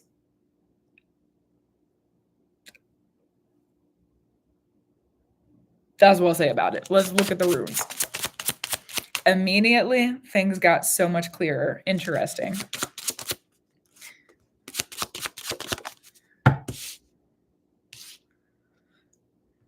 The mothers are grounding a union for you. The mothers are grounding a union for whoa, what? Everything so much, yeah, interesting. Let me get readjusted actually. I went on a run again recently, and when I go on runs, I carry a sandbag vest because it keeps me strong, and my knees are growing in their strength, but also they got really uncomfortable for a second sitting in that position. So it is okay. The mothers are grounding a union for you. Union of Amy's dreams comes true. The mother's grounding a union for you. Okay, what else do we need to know about this? Something that you can't see about it. The mothers have a victory for you in the union that you're in. The mothers have a victory in the union that you're in. The mothers are grounding a victory in the union that you're in. It's a whole compass of it. The mothers have a yeah with the yeah. Oh, that was a like deep belly laugh too. That was pretty good. Interesting. Yeah, they have a whole victory in the union that you're in, but you can't see the full picture of it yet. It's like you understand it, but there's not going to be clarity around the like serious isn't the word. It's like grandness. What the vision I get for this is like you understand the victory because it's like this palace that you're sitting outside of. You're pulling up, those like big estates with the mansions, like you're at the edge of the estate. You can see the mansion out there. It's this beautiful palace, but you still have to pull up to the palace. You still have to go inside the palace. You're just on the edge of the estate and you already can't wait. You're like, yes, I have a palace. There's a palace. I get to have a palace. I get to pull up in the palace. Like, yeah. So what do you mean by not me? Not me. The palace is not for you. What do you mean? Clarity, because what I feel is like what I feel is like the mothers are like there's a victory grounding in the union, but it's how do I say this? It's like you've only seen the start of it, and you can't see the other parts of it. So it's like you pull up inside of the palace, and it's like look at the intricate details, and like look at the molding, and look at these statues, and look at all these other things that are going on. Look at this fountain. You ever lived in a house where there's a fountain in the middle of it and it's like open with a canopy? Crazy. I haven't. I just see that in my vision right now. It's this open, open, lots of details, lots of art, lots of paintings. That's not me, but it might be. That's not me, but it might be. The interesting. I feel like the tricksters are coming through this one too, because you're like, it's not for me. It's not for me. That's not my game. What is your game then? What is your game? If this, I'm putting these up then. I'm putting these up. If that's not your game either, okay, well then what's Amy's game? Let me sit and read. I need to reread your message. Hold on. Given the significance of the time astrologically with the tricksters coming out, and let me listen. On the time of the communication, Mercury stuff. Good Lord. What might I need to know? Ooh. What's your game? What's your game? What do you want to play? What's your game? What's your game? What's your claim? What's your fame? What's your game? What's your game? What's your game? It's also like game as in like a, how do I say? Game as in a, game as in fame also? Game? Okay, that's true. Tricksters are up and around on social media. That's what it is. That's what it is. What's your game? Game. What's your game? What's your claim? What's your game? What's your claim? Oh, that's interesting. That's interesting. What's your game? What's your claim? What's your name? What's your game? What's your claim? What's your name? That's the focus. What's your game? What's your claim? What's your name? What's your game? What's your claim? What's your name? What's your game? What's your claim? What's your name? And being in that, what's your game? What's your claim? What's your name? The retracted, interesting. What's your game? What's your claim? What's your name? What's your game? What's your claim? What's your name? Because the first cards didn't resonate. The first card, I was like, let's say with the trickster deck. Not that one yet. Okay. And you are like, the runes. Okay, let's play Amy's game. And then those weren't resonating either. So it's like the, how do I say this? Oh, that's a, okay. This is what I mean. When I said the cruel tricksters earlier, let me give reference for where that phrase is coming from in my world. A lot of the times when I've seen people go through initiations, myself included, not to be alluded to, there's a phase of tricksters. You got to go through a phase. April 13th isn't about, the April 13th isn't about me, but it could be. Understood. There was somebody at one point, I don't know who it was. I thought it was you. It came back up. Someone was planning some kind of like full moon event for the April 13th. Interesting. The tricksters are around you. Tricksters bringing in a message from somebody else's reading from a long time ago. Interesting. Okay, so let me give reference to the cruel tricksters. Let me just talk about the tricksters, and hopefully the messages and the information can prepare you, because I don't think I'm going to get anything clear in the cards if they're going to be this distractive and retractive. If they're going to be this distractive and retractive. Okay, tricksters, I see you. Love ya. So when it comes to the cruel tricksters, let me talk about the cruel tricksters specifically. I was talking about initiation, people who go through initiations. Okay. A lot of the times, people who I see, myself included, not to be alluded to, people who go through initiations and there's always a phase of tricksters. There's always. Every single time I've ever done a reading for somebody about initiation, let me get my sleeves rolled up too. We got work to do. Every single time I've seen somebody go through an initiation, or there's trickster, there's always trickster. There's like a phase or a chapter. There's like, it's basically like, it's a rite of passage. Thank you. It's a rite of passage to go through. If you're going through initiation, a phase of tricksters, you're going through a rite of passage with the tricksters. Okay, well, that means that you also are integrating your own trickster self. The child trickster, the cruel trickster, the funny trickster, the trickster who can't be tracked as a trickster, who is able to retract as a trickster. Interesting. The trickster who, you as a trickster, like I said, social media there's a lot of trickster energy on social media too. So it's like the tricksters and learning about, that's like a chapter that you're in right now. Golly, and I already gave you like a lot of homework. Okay, Spirit. Okay, discern for you how you want to move in that, because tricksters like to trick us into doing stuff also. So like, discernment. Oh, goodness. Well, when you feel like it's necessary to bring up trickster lessons, it feels like it's one of the courses. Like if you're looking at your spiritual process right now as different courses and the different courses, the homeworks we've already kind of talked about, this is going to be a course. This is one of the courses. Like if you're going through school and there's schoolwork, this is one of the courses that you're taking right now, that you're coursing through currently. So when it comes to tricksters, start learning about them. It's like, because there's like there's the child trickster, there's the inner child trickster. The child trickster also oftentimes, my messages here reach you with delay. Understood. Yeah, that's all right. I kind of got that after like several of them. That was like, okay, yeah. Anyways, thank you for the clarity. Mhm. The Where was I going with that? Let me bring it back. There's the child tricksters. There's just a lot of different like archetypes or like subcategories of tricksters.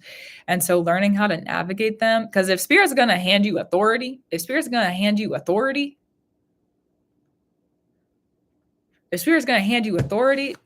then there needs to be clarity. Thank you, spirit. Thank you, highest spirit. Thank you, high spirit. Thank you, God.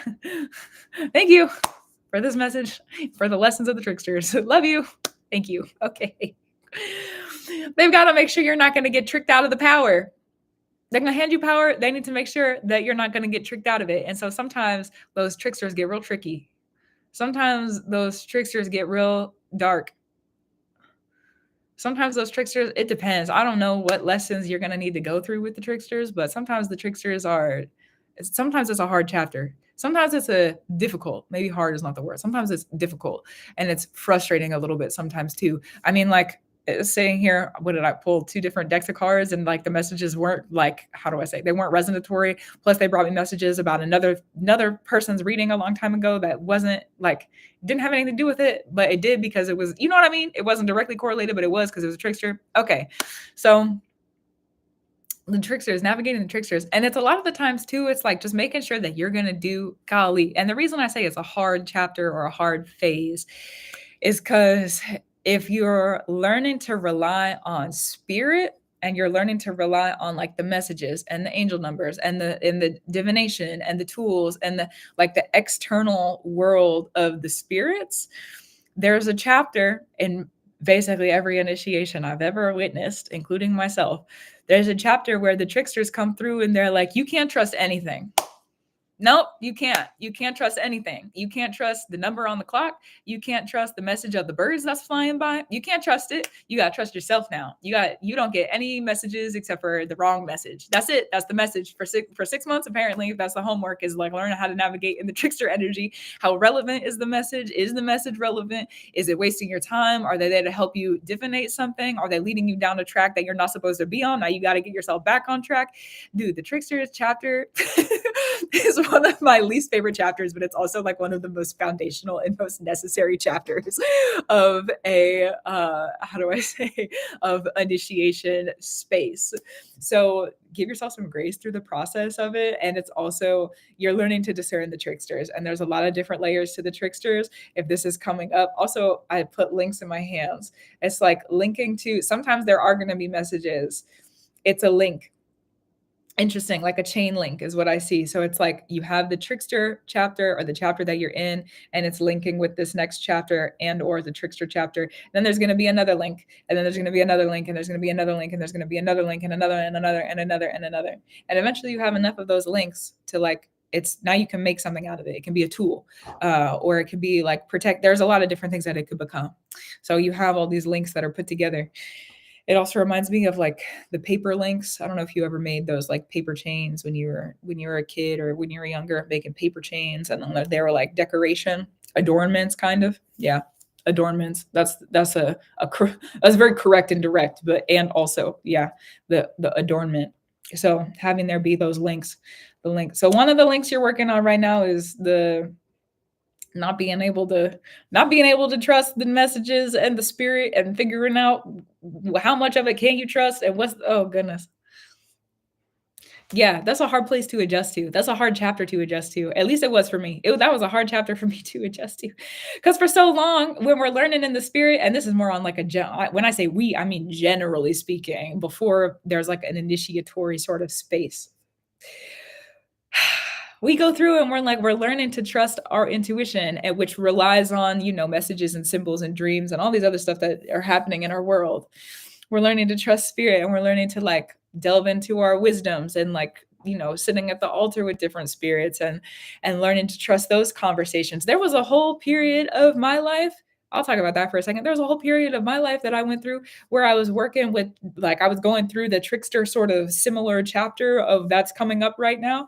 And interesting, even when I was making offerings to the spirit, they were like, you can't listen to us yet either, because that wasn't the direct message at all. I had to figure it out. I had to figure it out.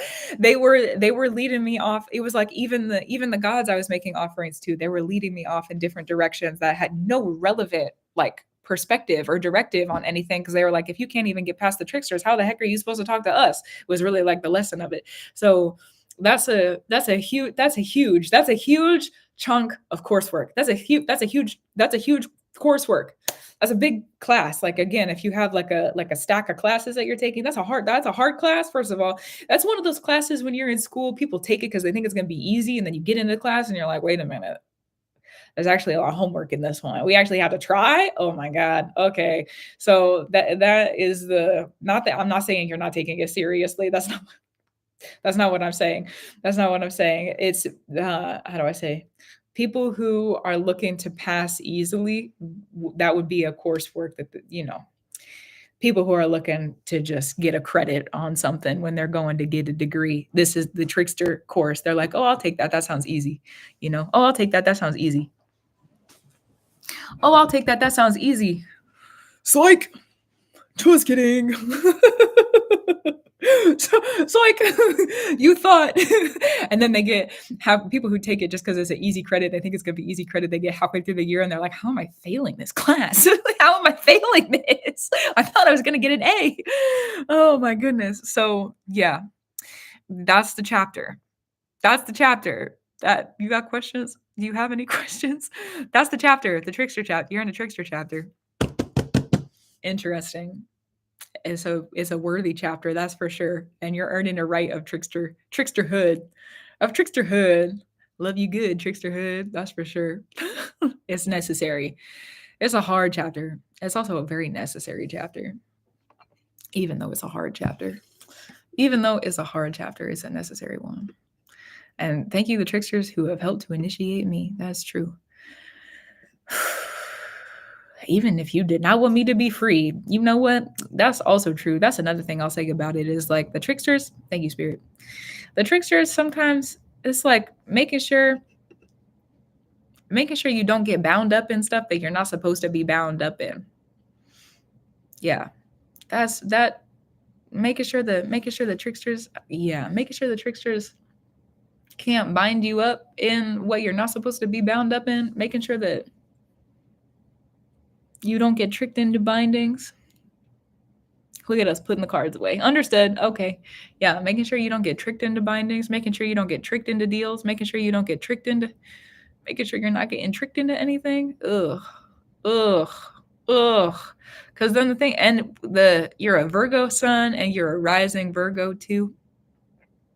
And the South Node in Virgo has a lot to do with, so let's look at the astrology. The South Node in Virgo has a lot to do with us unbinding our exchange contracts of the South Node in Scorpio from 2021 to 2023. So now that we're in the South Node in Virgo, it's like the deals of the underworld are done. We're getting out of them. And because you're a Virgo sun, it's the deals of the self. But we can't be unbound from one thing without being bound into another thing. So if you're gonna bind yourself out of something, or like what's coming up with removal and release and chapters being finished, decreased, maybe there's like still some lingering stuff is what I mean by that. Maybe there's still some lingering stuff. You're letting go of stuff at the same time. That means there's new coming through. And if in this chapter, specifically for Amy in this chapter, if you're not the one deciding what the new bindings are, you've gotten tricked into something. Sometimes we need to get tricked. Sometimes it's not such a bad thing to get tricked into it. Sometimes we have to get tricked into things. There's also that. Making peace with the tricksters too. And it's also going to be ushering in a new start or a new beginning. It'll be ushering in a new start and a new beginning because it's the rising sign. So it's like a whole new opportunity for Amy, a whole new world for Amy comes through because you're getting out of contracts of where you were.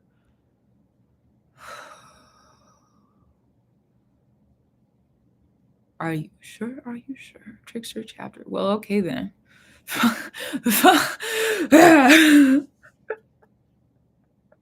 Also, what was the obstacle course? Just stay on course. Just stay on course. Just stay on course. Just stay on course. Just stay on course. Just stay on course. And one of the things that might be helpful is when suggestions are made, deny them. When suggestions are made, I'm going to do it Amy's way. I'm doing it Amy's way. I'm doing it Amy's way. Thank you for this. I will move in my own accord. Thank you. So, not to say that you don't already do that, but it's also like the tricksters come through to entice and like make you feel really comfortable. Make you feel so comfortable. Make you feel so comfy. They come in and make you feel like everything is great and wonderful, and they make you feel so comfy, and then they pickpocket you. Maybe not exactly that, okay, but they like, they're like, oh, I made you feel comfortable, and now, no. So it's just learning how to navigate that space. Because that's, once you get the tools under your, like in your tool belt for that though, there's a lot of, how do I explain that? Once you get the tools in the tool belt for that, you're going to be clear and ready to go. That's what you need to know. You're going to be clear and ready to go once you have the tools from this chapter. Once you have the tools, this is the rule. You've read my books. You understand this probably a reference. This is the rule, fool, and the tool chapter. Partially. Rule, fool, and the tool. Yeah, that's what I'll say about it. Do you have any questions? I feel like I went on like a long ramble for that one, but you know what? Valid. A word salad, valid, honestly. Do you have any questions? Do you have anything that you need help with? Do you have any clarifying discernments that need to be processed before we wrap it up and call it done? Oh my goodness. Let me also update the list. There's been several people that have sent in. That reading was for Amy, is for Amy. If there's questions and we continue also, that's true. And then I believe Caitlin is up next. Let me double check because there was like several that have come through so far. Yeah. So up next is Caitlin, and then there's Lola, and then there's Sydney, and then there's Jason, which I'm pretty sure is Aaron. Yeah, okay. So we have Caitlin, Lola, Sydney, and then Aaron. I'll leave it open for one more. Yeah, because that's a pretty big list, to be honest with you. That's a pretty big list. Ooh, I don't know what that sounds like in the microphone. I kind of like it out here. Hopefully it's not too annoying. I like the way it feels. Oh my goodness. Interesting. Oh my gosh, you're right. It is 369. 2020. That's crazy. Thanks, Nikki. Whoa. I did not discuss that already. That's crazy. Whoa. Whoa. Whoa. That's crazy. Wow. Huh.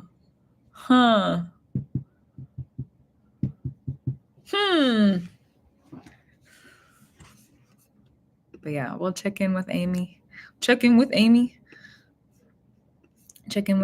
and see at the end. I don't know if you've typed anything yet. If you feel good, let me know. If you have questions, let me know. I'm also gonna get on. I'm staying inside for a while. You know what? I understand that. In my trickster chapter, I was also inside my trickster chapter, not at the beginning of it. That's a different story for a different time. For part of it, I was inside. For the serious portion of it, I was inside. And while I was in, they still got to me, man. Like the lesson doesn't stop. The lesson doesn't stop.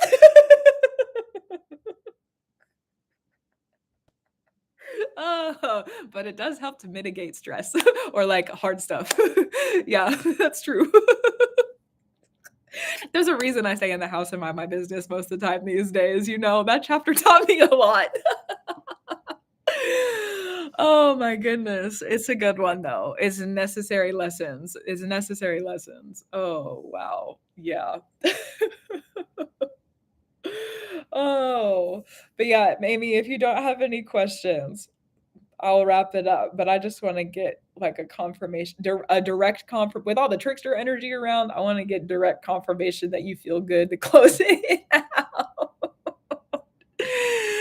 Oh, you're gonna do great. You're gonna do great. Trickster chapters, they might be a little more like schemy, but it's necessary tool work. It's necessary tool work. Yeah. Plus, there's like a guaranteed end to the chapter. That's the other good part about it. Is like you walk through and you go through the entire chapter. Okay, well, it's gonna be done. And then you have all the fun tools, which maybe were not so fun to go through at the time. And that is, you know, up to this discernment of your story and how it ends up like processing for you. It might be fun the entire time. I have no idea. It just depends on how you walk through it. I suppose that's true.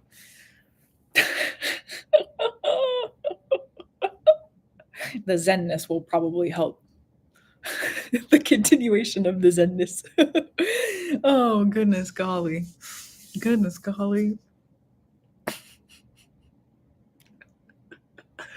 Oh, and I've got you if you have questions on a, how do I say? Yeah. Mm-hmm. On another day. I am going to, that's so me, my way. Yeah, staying in Amy's way. Staying in the Amy's way and in the way of, not as a blockage, but like as a path, you know? Valid. Mm-hmm. Valid. A good word salad. Okay, so I'm gonna go ahead. I'm gonna close out Amy's reading, unless you pop up with questions in a second. But I have a feeling that we are in completion. But if we are not, then you know, pop up in a second. Let me know. So the next one's for Caitlin. So Caitlin, will you send me a message in the space where you are at? I'm pretty sure you're on YouTube. I'm pretty sure I see you over there. Yeah. But just send me. Let me know you're still in the chat room. Let me know you're still in the chat room. Yeah. I balance how healthy emotional detachment to do the work necessary to follow the pursuits I feel so deadly passionate about. Deadly passionate about? Oh my gosh, I love that. I don't know what it is. There's something so that's like poetic. So hello, hi. So poetic about it. Deadly passionate about it. Okay. Whoa. How can I temper my drive to avoid smothering that flame? Interesting. Healthy emotional detachment to do the work necessary. Oh, wow. Hold on. Let me say for just a moment. Healthy emotional necessary. I'm good. No questions. Okay. Thank you for the clarity. Oh, and thank you for that too. A good reminder, the trickster chapter. You're going to make it through it. You're going to make it through it and it's going to be great. Yeah, that's true. You can do it. You can do it. I feel like there's a lot of work on your plate right now, but you know what? You can do it. You got it. You got it. Yeah. Okay. How do I balance a healthy emotional detachment to do the work necessary? I know I already read this one. I'm going to read it again. Follow pursuits I feel so deadly passionate about.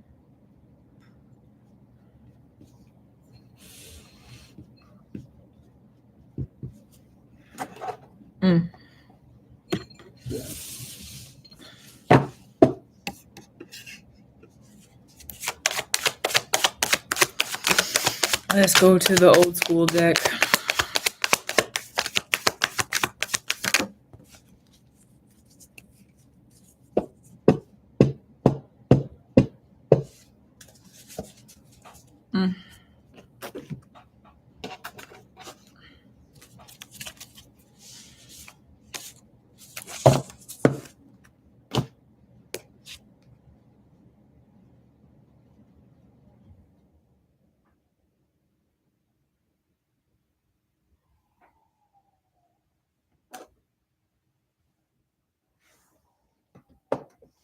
Hmm. Hold on. Let me look at that. Actually, there's a reason that I'm drawn to this in this current moment is my lighter.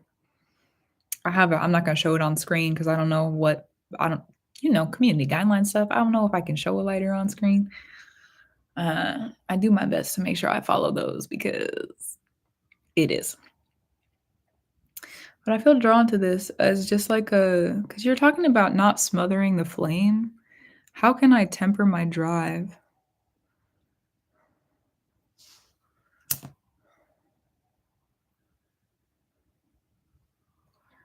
to avoid smothering the flame? You need to rethink fire. That's what I feel about this. You got to rethink fire. You got to think higher about fire. How can I temper my drive to avoid smothering that flame? Because you're talking about a healthy emotional detachment to do the work. What if your work is driven by emotions? If you feel deadly passionate about your work, doesn't it make sense to have your emotions in the work that you're doing? But you want to have a healthy emotional detachment to do the work? It feels like there's golly, golly. What if what you need is to let the flame like erupt for a second? You ever seen Harry Potter? What I see, like in the end, is it the final movie where Ron runs away and then he comes back and he has the other wand and then Harry does the flame. He like makes a flame or like whatever makes it brighter, and then it like goes way bigger, and then he's like reducto, and both him and Ron are like, "Whoa!" And then Hermione is like, "Is that everything going okay? Like, is everything okay in there?" Like, what if the work is to like let it be like extra fiery for a second? What if the work is to put the flame out? What if you need the water to come in? What if you need the water to come through and like clear it out for a second, let it dry out, and then you can build a fire again if you need to. It's because what it feels like is like if you have work that you're passionate about, the passion needs to be in it. And emotion feeds passion. So if you're like passionate about something and you're angry and you want to sit and do the work and you have anger that's coming up, maybe it's not anger, maybe it's another emotion. Maybe you're grieving something, or maybe you're sad about something, or maybe you're feeling regret or guilt about something. If you're feeling deadly passionate about something, being what I hear is like a true alchemist, an alchemist, a transmuter, being an alchemist or a transmuter, you'll be able to learn from each and every single one of those emotions. What kind of fuel to the fire is this? What kind of fuel to the fire is this? Because anger is going to fuel the fire differently. Anger is going to fuel the fire differently. The example I have for this in my work is my art, my painting, specifically my artwork. There's times where I've been going through grief, like really, really intense grief, and painting through the grief and painting through it and painting through it and painting through it. And that was the fuel to the fire for a little bit. There's been times where I've been falling in love with somebody, and that was the fuel to the fire for a little bit. There's been times where I've been really like driven in the sense of like just determined, being very determined. And that was the fuel to the fire for a minute. So understanding, like where the work is right now. Let me pull some cards on that actually. Let's look at that. Because where the work is right now, now that we have some base layers to this, let's look and see. Yeah, those emotions are your strength. Those emotions are your strength. So becoming more, dude, getting back into them, because you were talking about healthy emotional. Uncomfortable. As someone who is also returning to having a healthy relationship to my emotions, uncomfortable. Uncomfortable, especially if you're so I don't want to downplay that. Okay, it is uncomfortable, especially if you, for whatever reason, have had it on the back burner, you haven't been thinking about kindling versus gasoline, never thought about fuel as food for this fire. Yeah, you gotta like really look at, how do I say, I was studying fire for a while a couple of years ago and like really getting in tune with it and understanding the dynamics of it, because you have the spark. I'm going to break fire down a little bit more. You have the spark, you have the flame, you have the fire. So it's like the spark is what ignites it. The flame is the singular, being. And then the fire is like so many flames, how they like lick together, right? So there's the three different forms of it: the spark, the flame, and the fire. And every single spark, flame, or fire, no matter the form of it, it's going to need air to feed on. It's going to need something up here to feed on. That's also fuel to the fire. How we think about things, how the winds come through, that environment's got to be healthy. And then what are you feeding it? In the earth and energies from the earth, from your body, from what's here, like the physical. Are you writing stuff down? Are you painting stuff? Are you like, like what is the work that you've got going on? And that's going to be the earth, the earthly fire. That what's the fire burning up? What's the fire feeding on? That's the earth. And then the water, there's going to be different levels of moisture that are in the air. There's going to be different levels of moisture that are in the earth. So the water is not coming through with the fire, at least. Water's not coming through to like be a river. It's more just there because it can't not exist. It can't not be there. There's always going to be water around, even in, how do I say this? It's like even in the Avatar, when is it, what is her name? The waterbender. Why can I not think of her name? It's not Korra. That's the other Avatar from the second season. Katara. When she's like not around water, remember they imprison them in like a jail cell. It's made of wood, and she's like, she starts running in place, and Toph is like, "What are you doing? Why are you running in place?" And she's like, "I'm making my own water. I'm making my own water." Water's always there; it's always around. So the emotions are always going to be around too, even if you're working with fire, and even you. It's just the awareness of like, what is the air like? What is the earth like? How much moisture is there? What kind of fire is it going to be because the moisture is here? And being able to understand too, like with the earth energy, how is that feeding it? And with the air energy, how is that feeding it? One of the other things I've been learning about fire is that a lot of the times when we get the fire started, if how if you blow on the fire, it gets it to go up a little bit more. Sometimes we have to blow on the fire just enough so that there's enough life in it that it can carry itself forward as well. That feels important to bring through for you too. Now that do you have any other questions about, how do I say, or like a direction? Because I feel like I covered a very general, however, also very specific kind of lesson or like tool. And if it feels like there could be another like direction or like question. So do you have anything else you want to look at or like understand about that? Because I feel like I took the answer in a different direction than maybe like what was expected, or yeah. So I'm gonna check in with you. I'm gonna check in with you. And I'm also gonna update the list one more time. I don't know if I've had another one come through, but I said I was gonna keep it open for one more. So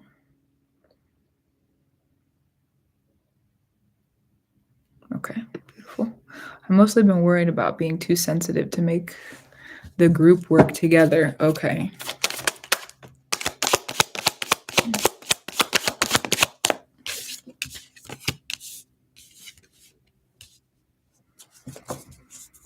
Oh, let me put these cards up. Actually, that was too much. Let me just set them down. Let me just set them right there. Sometimes I'm a sensitive little human being, and sometimes even just holding the cards is too much. Let me set it down. Oh my goodness. You said, let me read your message. I've mostly been worried about being too intense to make the group work together. Oh, okay. Okay. There's a lot of different directions that we could go in for this. Let me sit with it and really collect before I bring anything through.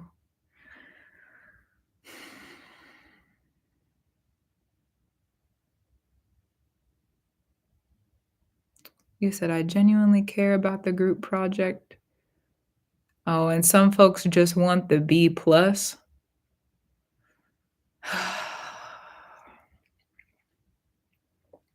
Are you willing to do the extra work and pick up the slack? Maybe pick up the slack is not the right word. Are you willing? Is it really important enough that you're willing to do the extra work? Is it, how do I say? You can't force anybody to do anything. You can't force anybody to do anything. And also, you could force the course of the project and put some extra work in it, put some extra force behind it. If you're the fire keeper or the flame keeper for this project, also, it's like, you ever been at a fire where you got to feed it multiple logs? You could feed multiple, one at a time. Hey, I need you to do this if you want to manage it. Hey, I need you to do this. Hey, I need you to do this. One at a time, though. Okay, I need this done by this day. Thank you. Here's another one. I need this done by this day. Thank you. Oh, I need this done by this day. Thank you. You could feed it like that. There's a lot of different ways that you could go about it. And the other perspective that I want to bring through is, who cares if you were too much? If you care, that's important. And also, because you said, what did you say? The like, the warrior sort of behind me, the warrior in me, the warrior behind me is coming through with this one. I've mostly been worrying about being too intense. Who cares if you're too intense? Who cares if you're too intense? You care about it. You care about the project, and other people don't. Look where they're not picking up. You have drive, and they don't. It's like that saying. Thank you, Mother Spirit. It's like that saying, how does it go?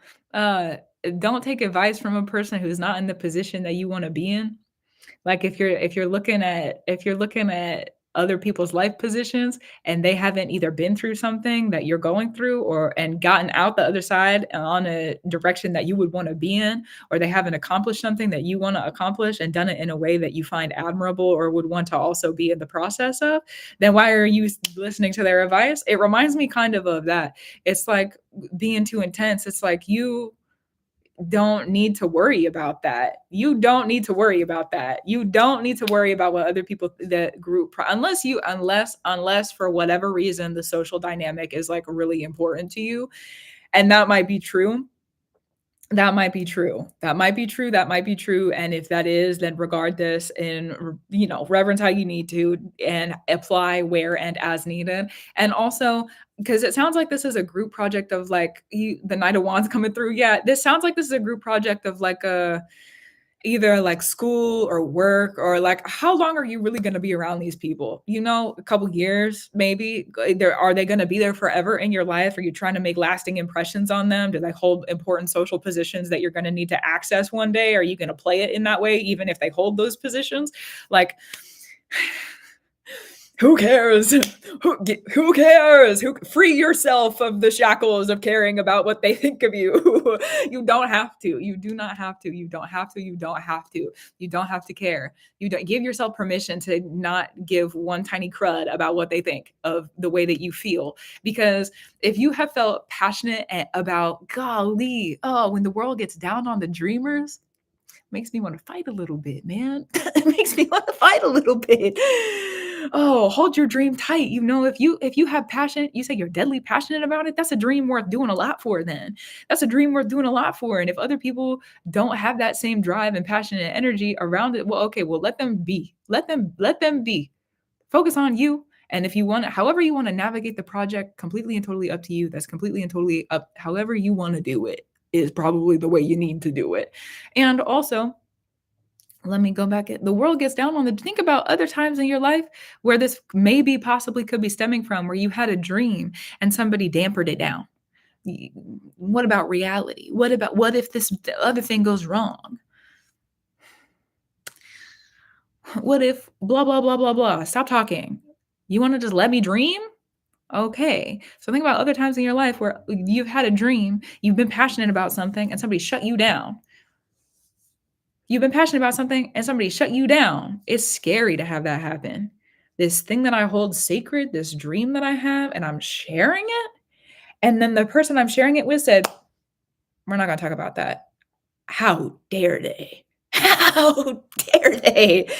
Oh, sometimes people do it on accident and sometimes people do it on purpose. Learning to discern the difference between the two is an important investment in discernment, in my opinion. And The dreamers, man, when the world gets down on the dreamers, it's a hard thing. So hold the passion with you. It's a sacred thing to be passionate about something like that, to have a sacred place in your heart where you're like, this is what I love to do, and this is what I want to do, and this is everything to me. This is everything to me. This is all that I am. This is all that I am. This is everything. This is all I am. This is everything.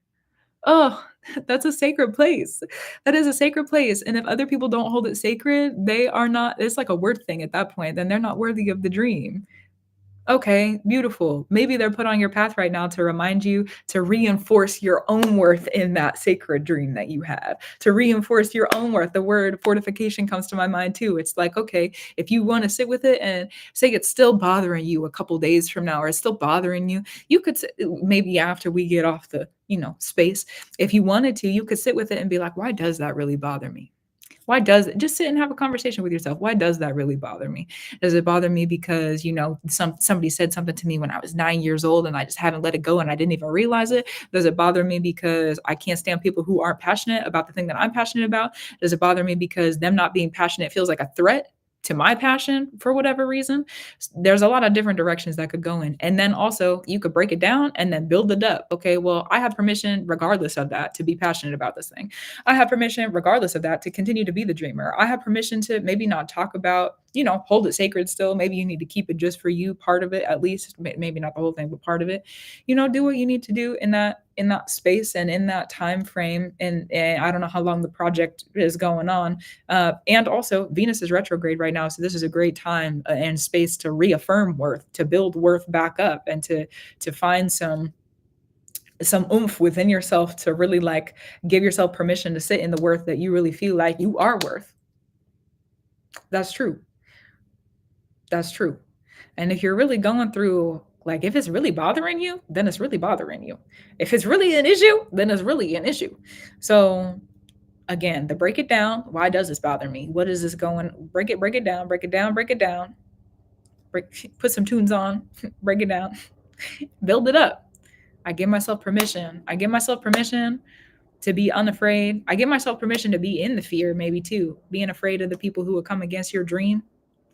Again, a little scary. However you feel like you would need to do that. Do you have questions? Is there anything that you feel like maybe would be more, but definitely spend some time building yourself back up. For sure. For sure. Yeah. Any questions that you have on that one? That's a goodness, That's a goodness. That's a goodness. Being afraid and doing it anyways. Yes. Yeah, beautiful. Good. I'm grateful I can help. You know what? Yeah, sitting in the fear is something that is uncomfortable. Dude, being a dreamer is uncomfortable. Being passionate about something is uncomfortable. Look at how I want to say melodramatic, but maybe that's not the exact right word that I want to use. It's like, look at how like the world can be a somber place. The world can be a somber place. And so every once in a while, when a dreamer pops up and is actually working on the dream and carrying that flame with you, keep that protected how you need to, which includes feeling worth, doing the work of whatever it is. Oh my goodness.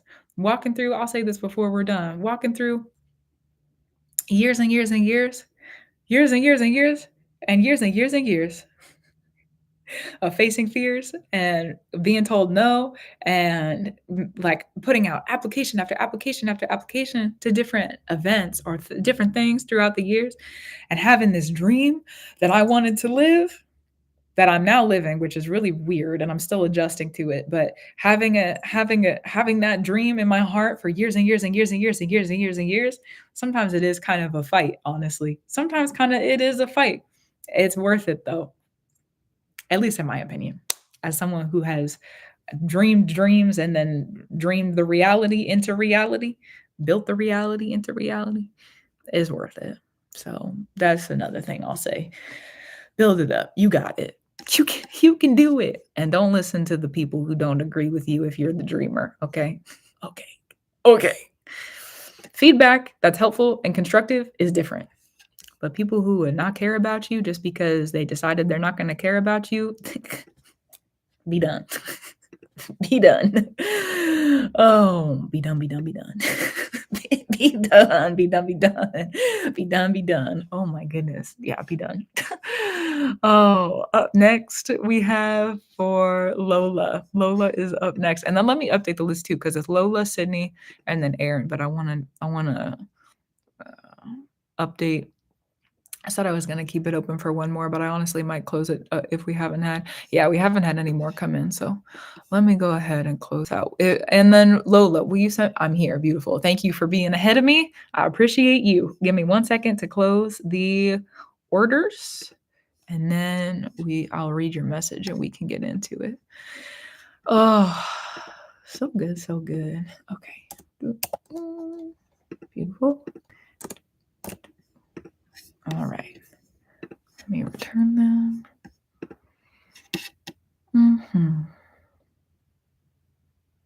General question mark? Big transition. Understood. It's eclipse season. Understood. It's eclipse season and we're in, it is a pivotal moment. Okay. Let me rest in it for just a second. Oh, Nikki. There's a 66 one. Do I want to reopen it? I did just close it. I'll reopen it for you. No, I'm not that tired. I just wanted to close it to but I'll reopen it. There's a 66 one. There's a 66 one and then there's a 133. And honestly, the only difference is if you want to offer more to me. So let me go through. I'll put one up of each of them and then you can make your choice, whatever you choose. Both. Yeah. Okay. There we go. Okay. There, it should be updated. Okay, so general, let me sit in there for a second. General for Lola. General, big transition. What is it? Let's transition then. Let's transition.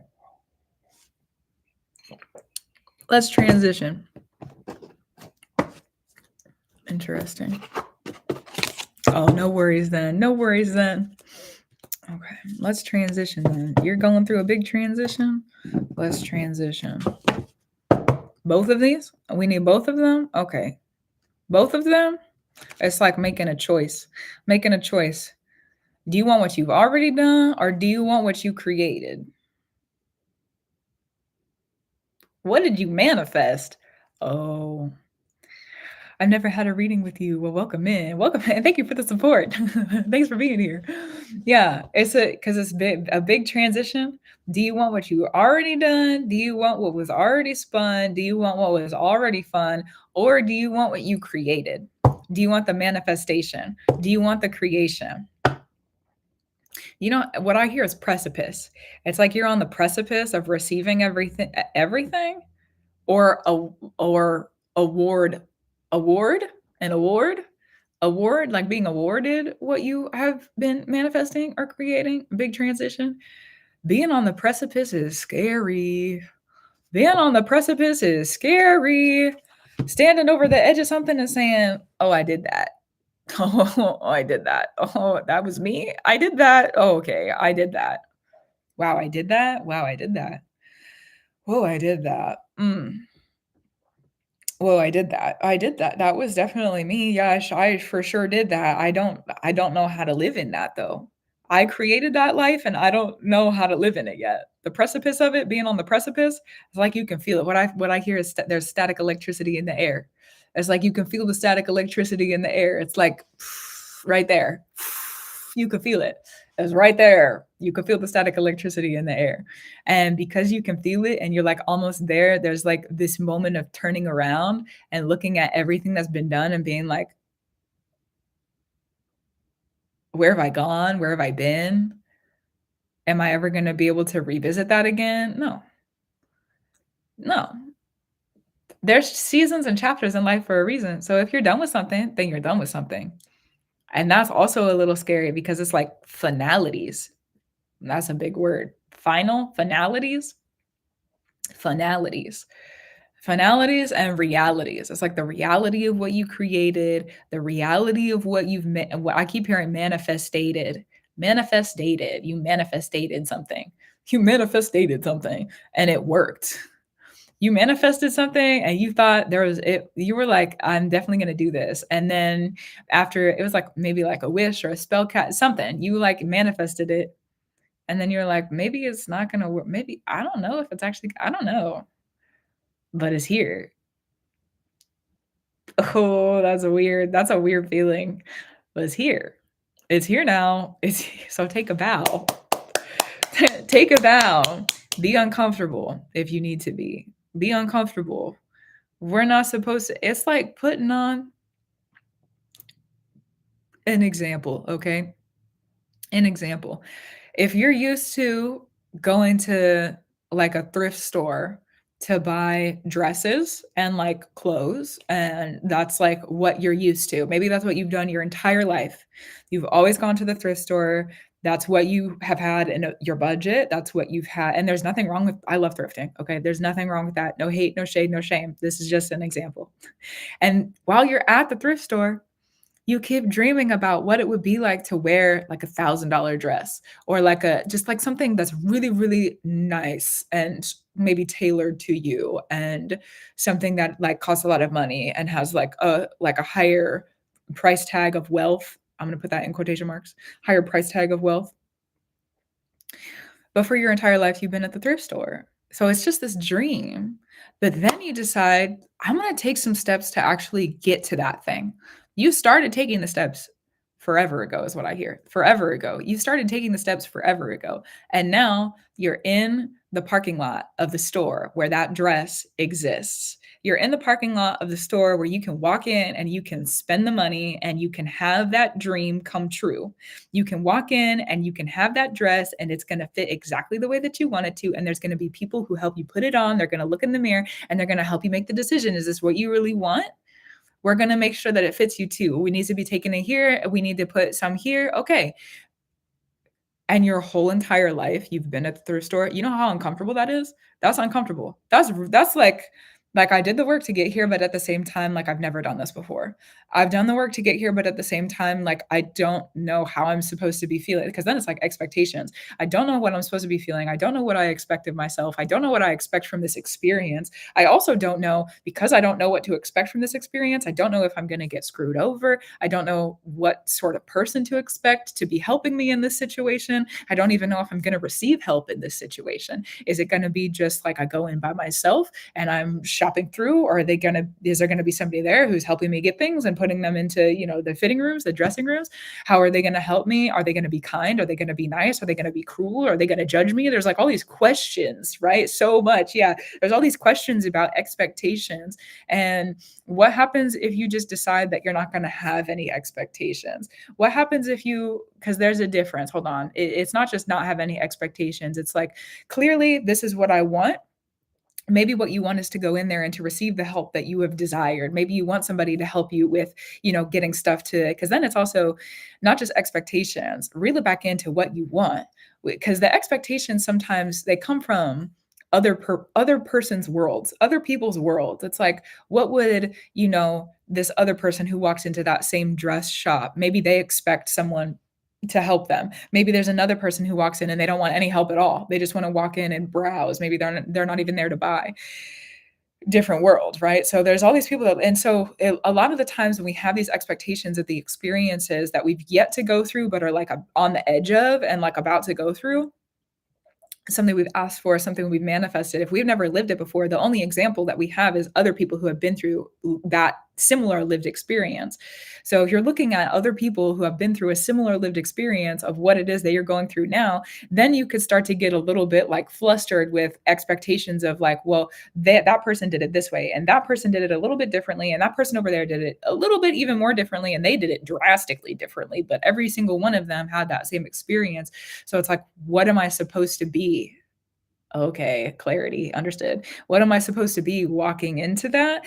Only you have the answers of it. So it's like for a second, just like for a second, for a moment, for a minute, however long you need to do it, for however long you need to, forget about everybody else.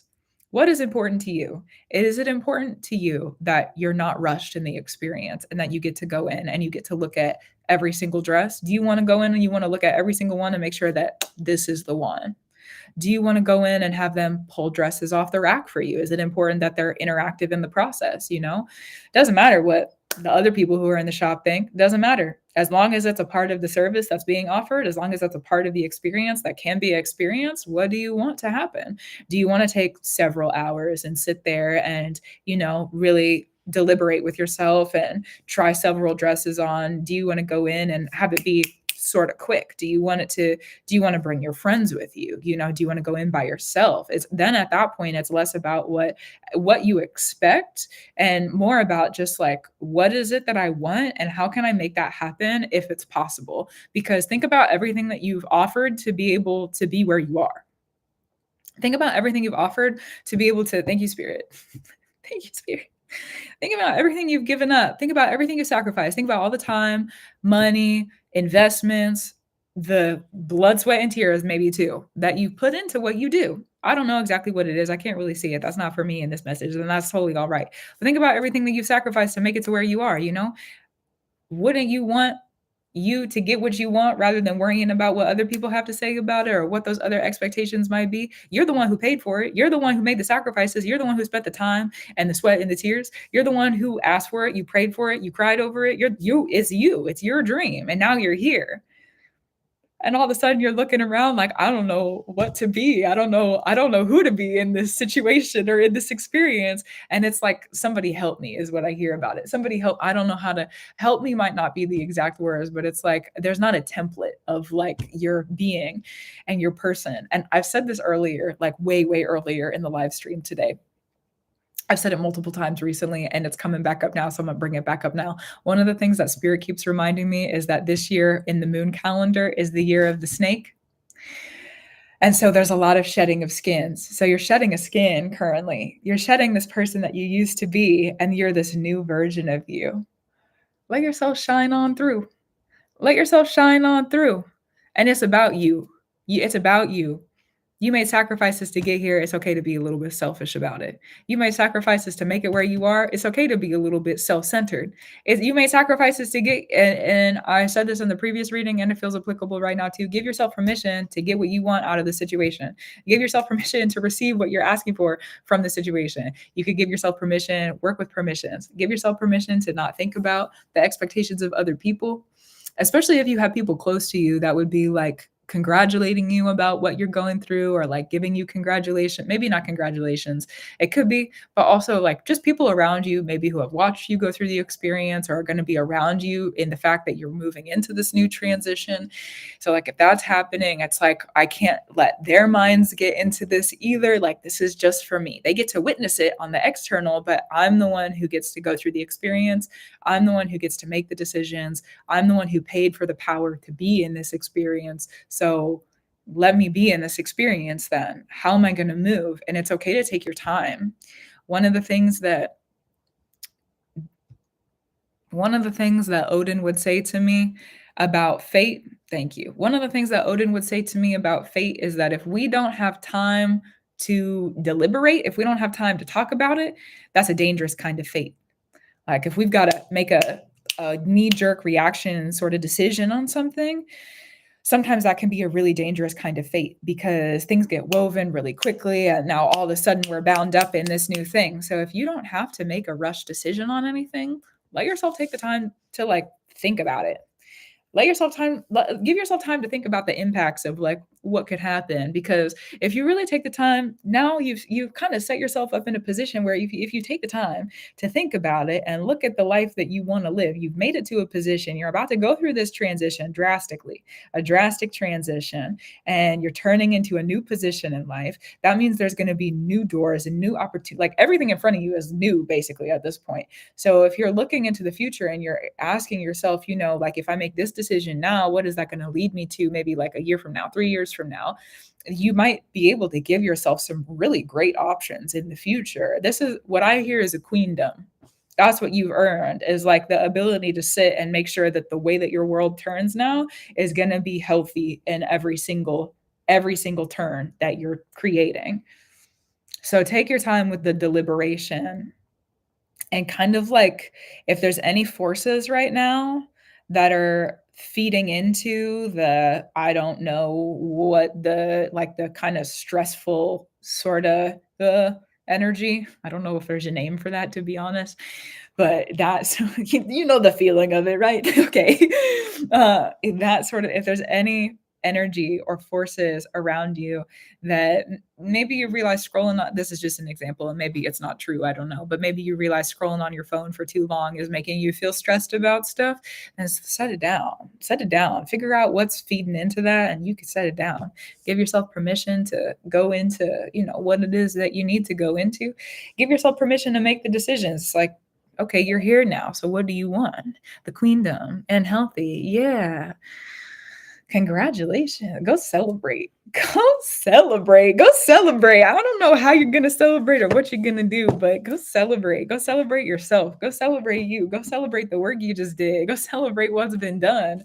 Go celebrate. That's great. Oh my God. And take time to deliberate. Take time to deliberate. Weave your fate. Take time to deliberate. Make your decisions wisely, because you paid a cost. You paid a cost to get to where you are. You paid a cost. It's like one of those things where people look at you and they're like, how did they do that? How did they do that? Well, I paid for it. I paid for it. You're probably not ever going to know about it, but yeah, I paid for it. So yeah, interesting. So deliberate, because you're the one who got you here, which means now you have this kind of like open field of newness. You can make some changes. You could make some rearranges. Now you could get really creative. What do you want? What do you want 10 years from now? Do you want to think that far in the future? You want to be a little bit more, risky and adventurous and not think that far in the future? What are you trying to do? How are you trying to move? Who are you trying to be now? You can take time and think about it. And what I hear is like, this is not just take time and think about it over the next couple months. This is like, take the majority of the rest of the year to think about it. Take the next like 6 to 8 months to think about it. Sure, keep living your life and doing stuff, but if it's that big of a transition and like you're changing a position where like there's, what I see is years and years and years and years and years of really wanting and working for something, and now you're here, then take your time. Take your time. Take your time. It does not have to be right here, right now. Like, we want our dreams to happen like that, and they rarely ever do. So if it's taking you time to get here, then take your time in making decisions to move forward too, because it took time for a reason. It took time, probably, honestly, teach you patience a little bit. That's one thing that I've been learning in that taking of the time.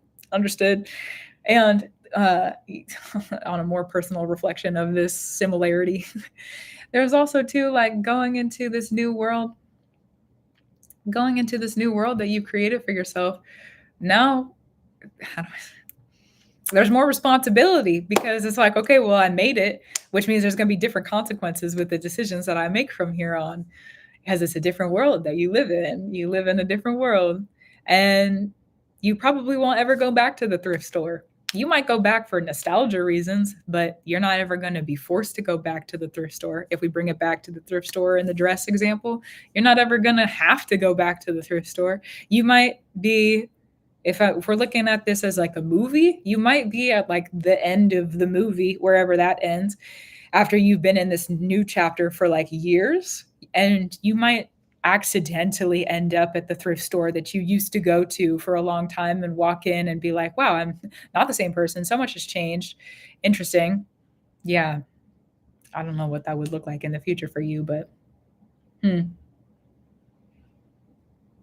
keep growing and doing what you need to do. Do you have any questions? It doesn't feel like there are any other things to bring through, but I want to check in. Check in and just see how you feel about it. Well, and also, congratulations. Go celebrate. Go celebrate, go celebrate, go celebrate.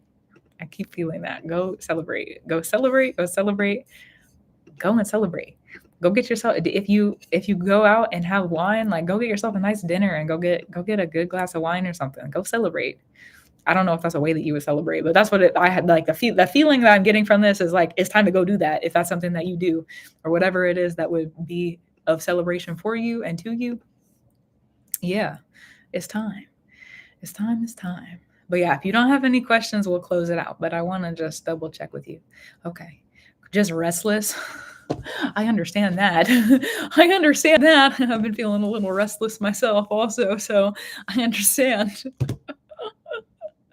Oh goodness. Probably I mean, we're in the middle of eclipse season. So probably let the eclipses come through, there's probably going to be a lot more that makes sense this eclipse season, and this is kind of for everybody, but it's also applicable to the reading that is in the wrap up portion of this eclipse season. Is a lot of like really really foundational structured turning points for basically everyone. For a lot of people, it depends on based on your chart what that's going to look like and how it's going to work for you, but it's a really really directionally, like a substantial directional change for a lot of people in like very structured and kind of ordered, not kind of, very structured and ordered like aspects. So it'll have long-term lasting effects. It's a great time right now to sit and dream up new dreams, dream up new dreams and understand their implications and their impacts and the consequences of those decisions as well.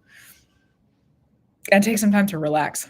This is not a time of like, how do I say? We have time later in the year to get up and fight about stuff. Right now is a time to sit down and be comfortable. We have more like get up, go and explore energy later in the year and like later in the transits this year. Right now, this is a time of like coming to reap the rewards and the harvest. So enjoy them. So enjoy them. Oh goodness. So up next is for Sydney. Beautiful. And then I'm also going to, let me return for just a moment. I also need to hydrate, so allow me a moment as well to do that. I can feel my throat is starting to get a little dry, and I need to bring in some hydration. Beautiful. Yeah, you're welcome. You're welcome. You're welcome. Sydney, will you send me a message in the chat? I don't know which room you're in, but the room that you are in, will you send me a message and let me know where you are? Please and thank you. Okay. Focusing energy. Focusing energy.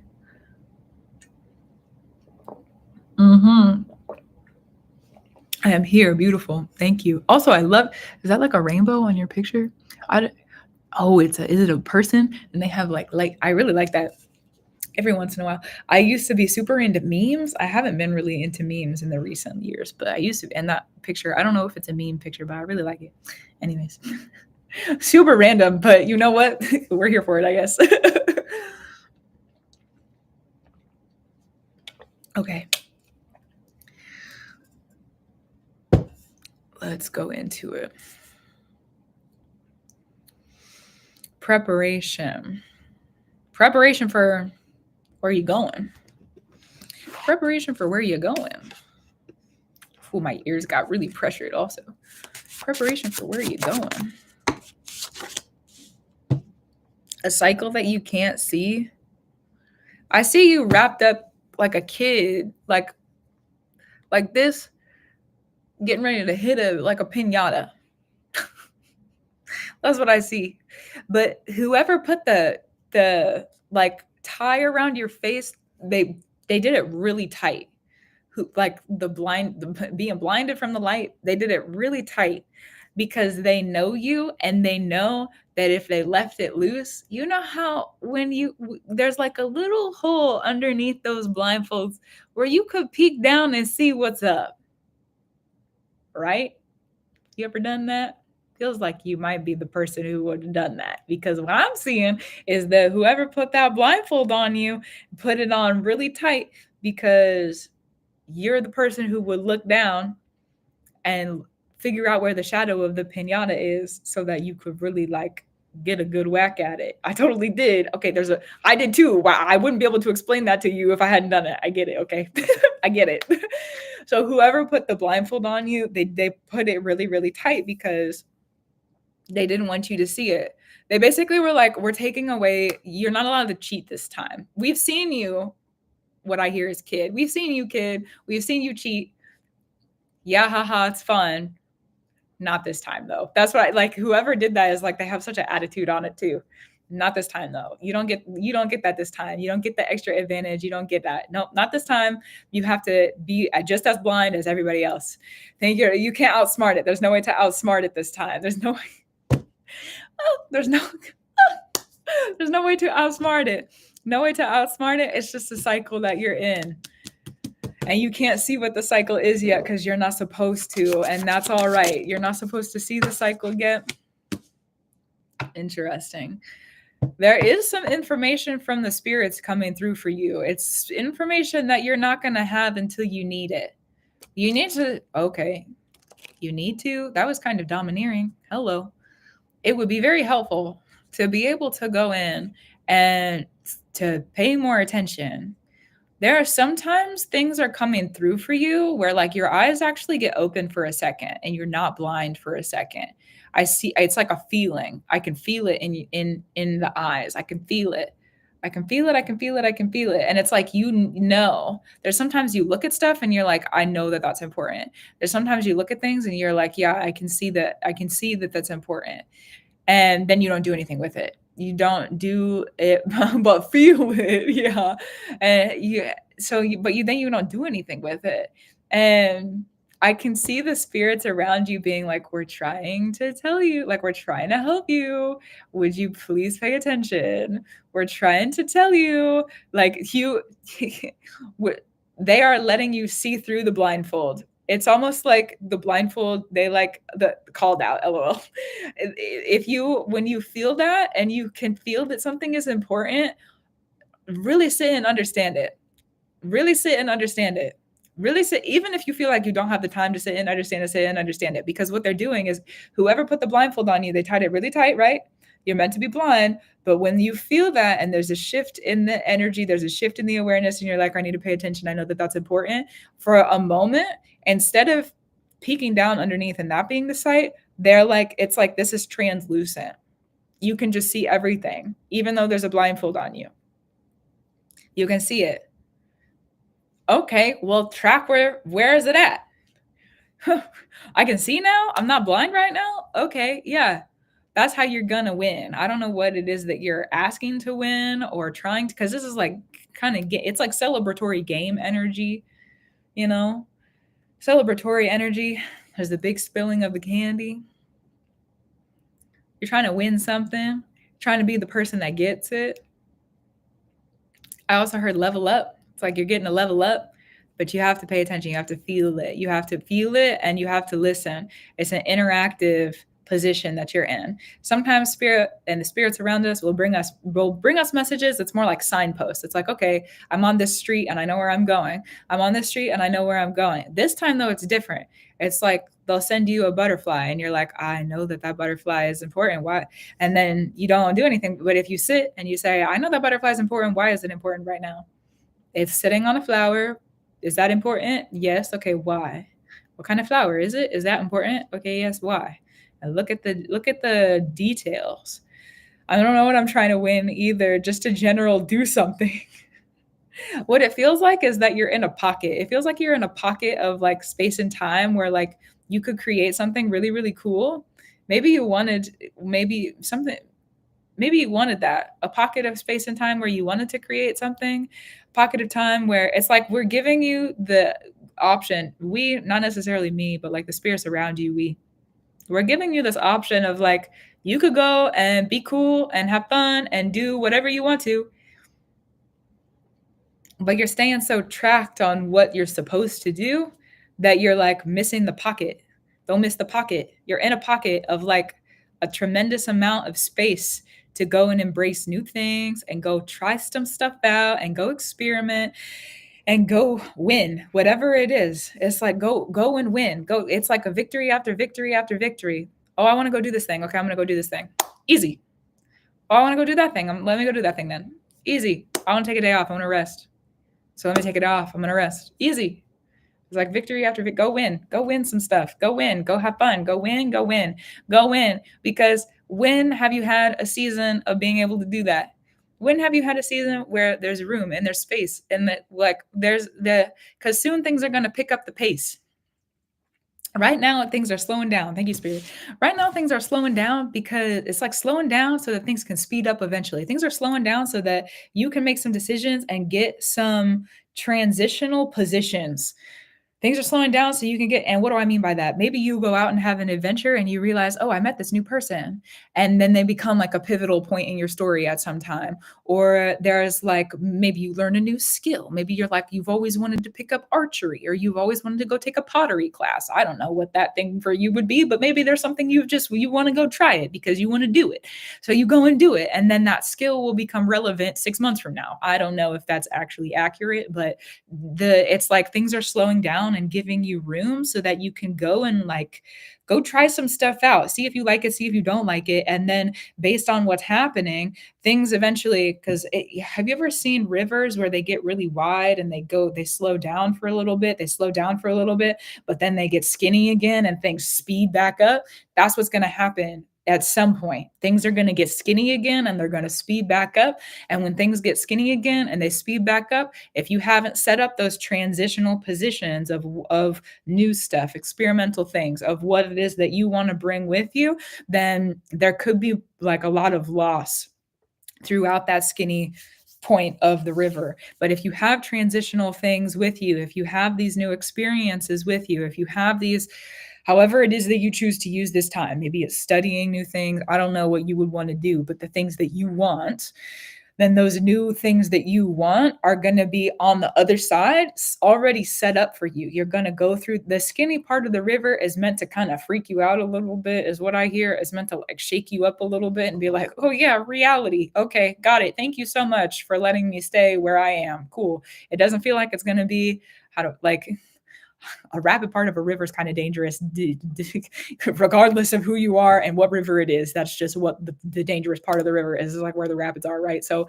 if you go through some form of like rapid and you get to the other side, and you haven't set up those transitional positions, you have no extra resources on the other side. So the assignment right now I'm hearing, it's like the assignment. This is what you're assigned to do in the spirit currently, is to go around and find fun human stuff. What do you want to do in the fun? You don't even really need to think about the future if you don't want to. You can if you need to. What's going to be on the other side of that rapids? You want to think about, dream up some stuff, scheme up some stuff. Maybe I want to turn this thing that I like to do, I just figured this out, into this thing over here. Maybe I want to do this thing in the future like this. You could think about it like that if you wanted to, but you don't have to if you don't want to. It just depends on how you feel about the situation and the activity and the people. It's going to depend. It's going to depend. You got, what I hear is like 3, 4, 6 months.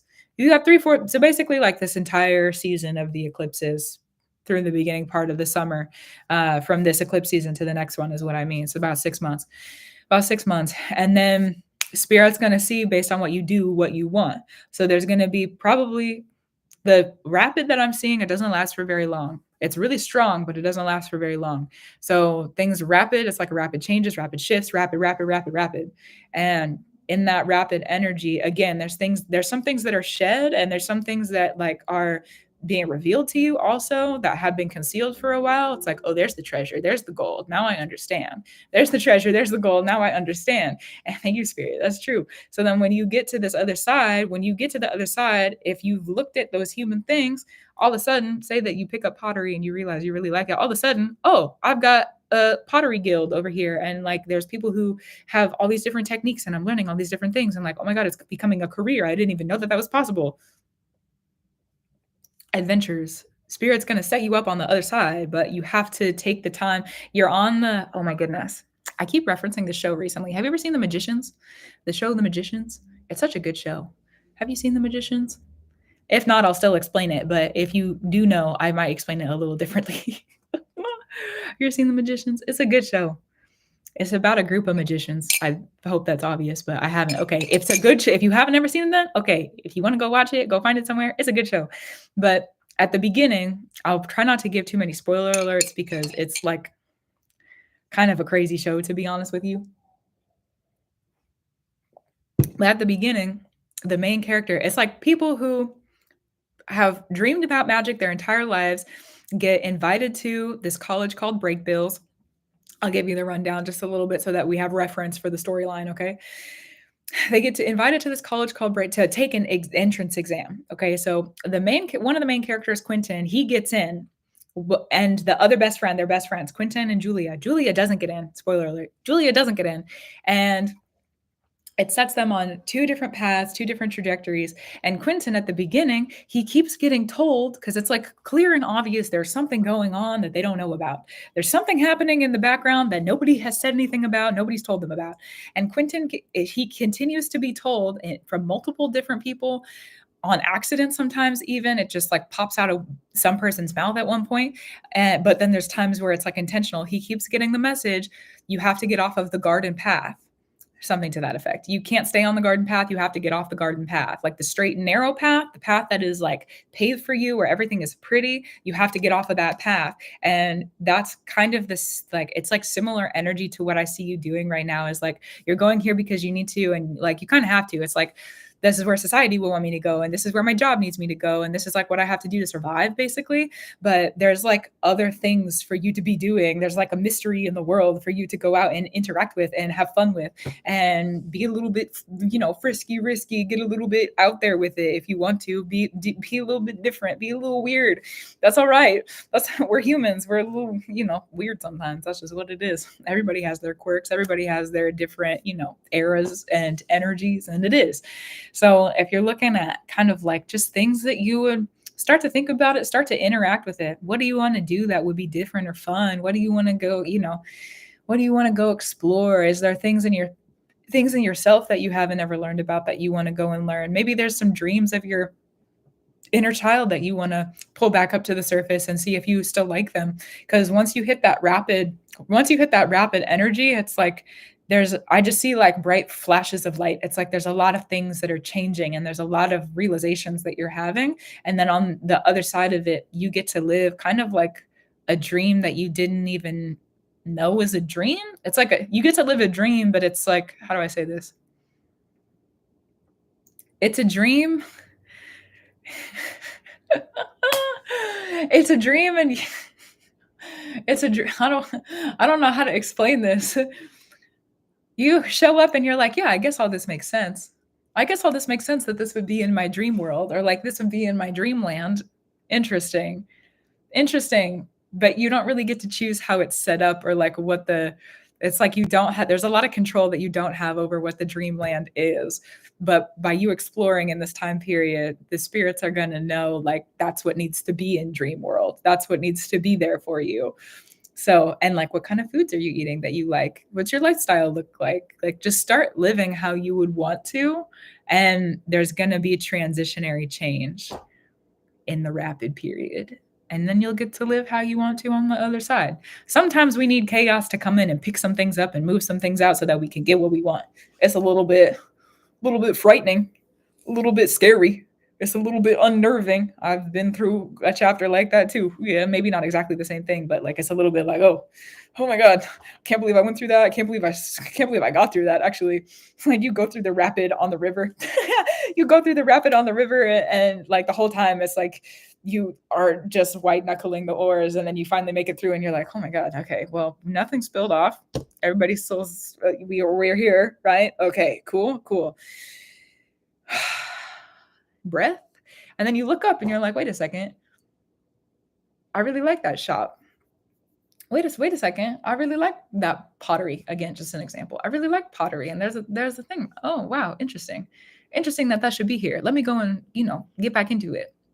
So it's like you'll step away from all those like fun exploratory things maybe for a little bit while the rapid changes are going on, but you'll return to them, and you'll return to them in a way that's very foundational and very solid for your future, in ways that are more solid than even you could realize right now, more solid and more foundational than even you would be able to like create for yourself. Sometimes what we receive is more than what we asked for, because we've done more work than we realized than we needed to.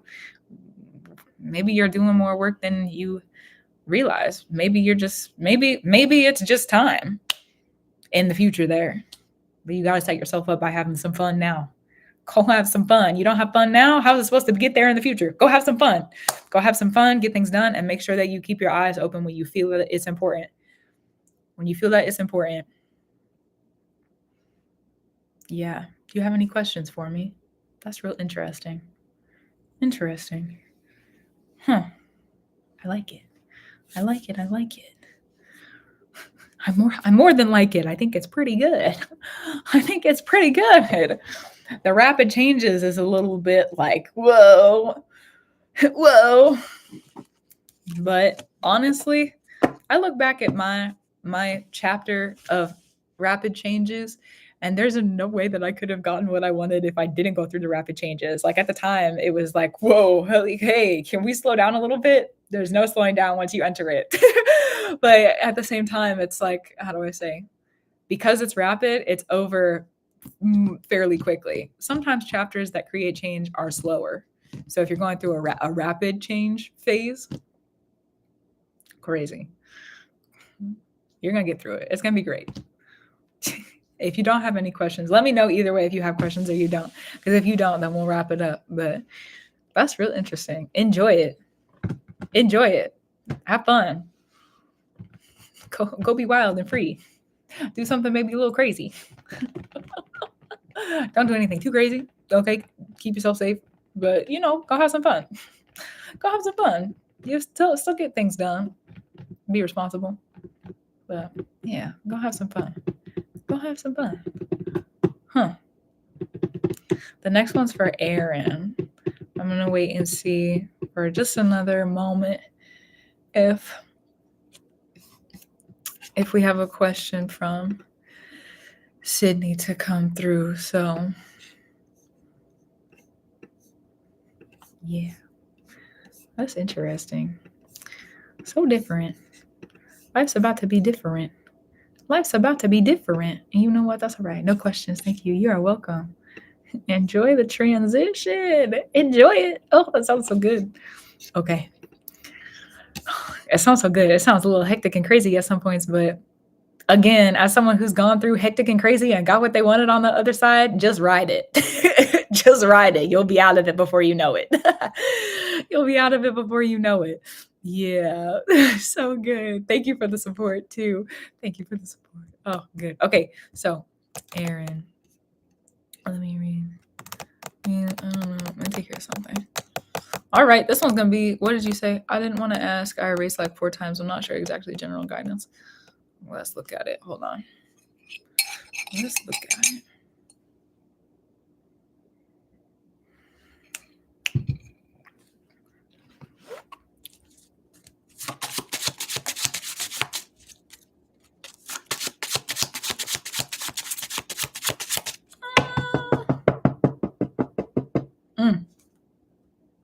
Hold on, let me sit for a moment and listen.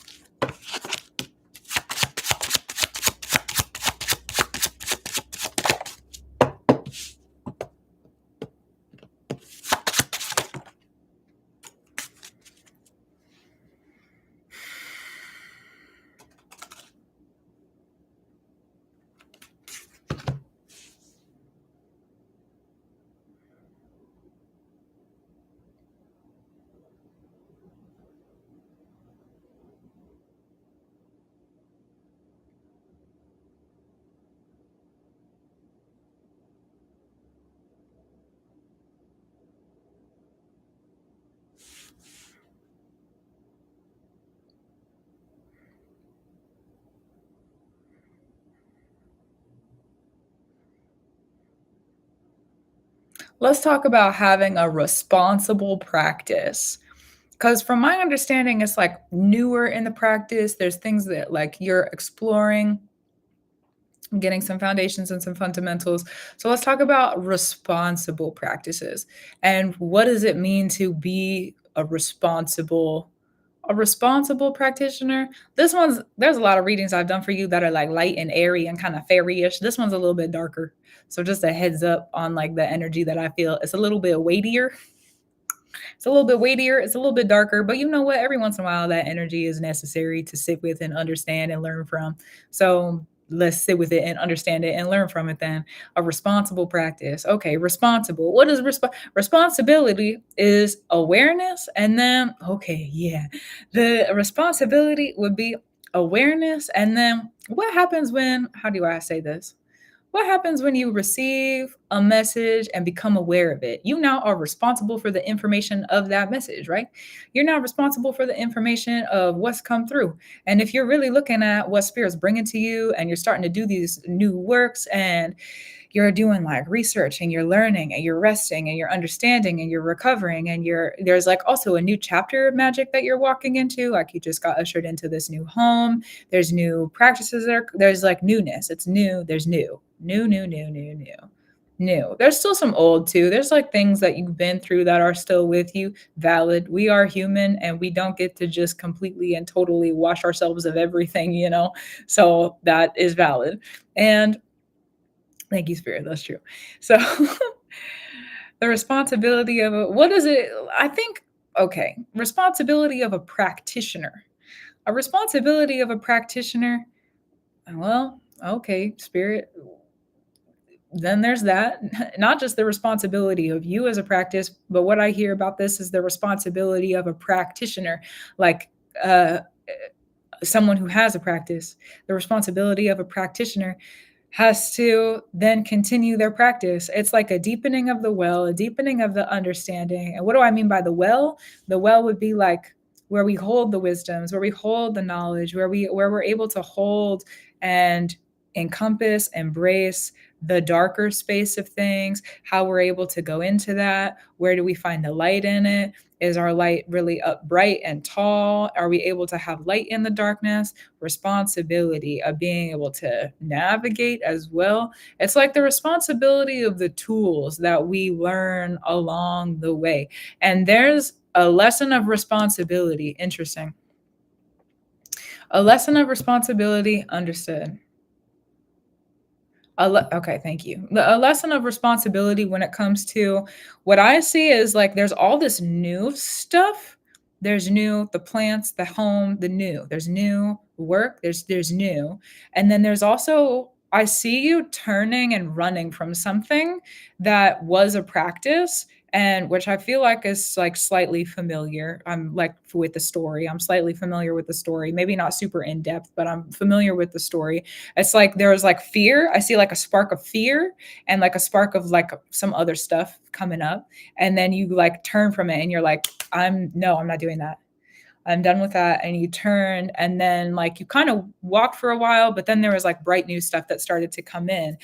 If you don't turn back to what that was and relate to it and understand it and love it and really like basically uncross yourself. It's an uncrossing. Thank you, Spirit. Understood. It's an uncrossing. If you don't do an uncrossing, and if you wanted to do a spell work, you could do that. There's other ways to go through uncrossings as well. For me, the way that I process uncrossings a lot of the time is to go back and reap the harvest of the situation. It's like if you, especially with this kind of like alert and then turned immediately, it's like there's this like alerting, and then turning immediately kind of like away from the situation. There could be harvest that you left there that you haven't gone and like reaped what you've sown yet or like picked it up. And if those things if they linger in the foundations of what it is that you're doing in the new, it'll be years from now and they'll pop back up again. So it's important to go back. They're only going to pop back up if you don't go back through and sift through what's happened. That's a hard thing to do. So a reverence to the fact that that's a hard thing to do. It's a reverent thing to do also, to return to the people who may have hurt you, especially if it's like a spiritual situation, to be able to return to that. Because really what happens, let's talk about that. Thank you, Spirit. If you've gone through the situation where there's other spiritual practitioners, the responsibility of a spiritual practitioner, understood. Okay. There's other spiritual practitioners around you. Things are starting to be maybe a little bit more dangerous or a little bit more harmful. And you decide to kind of like pick up lift yourself up from the situation, move on.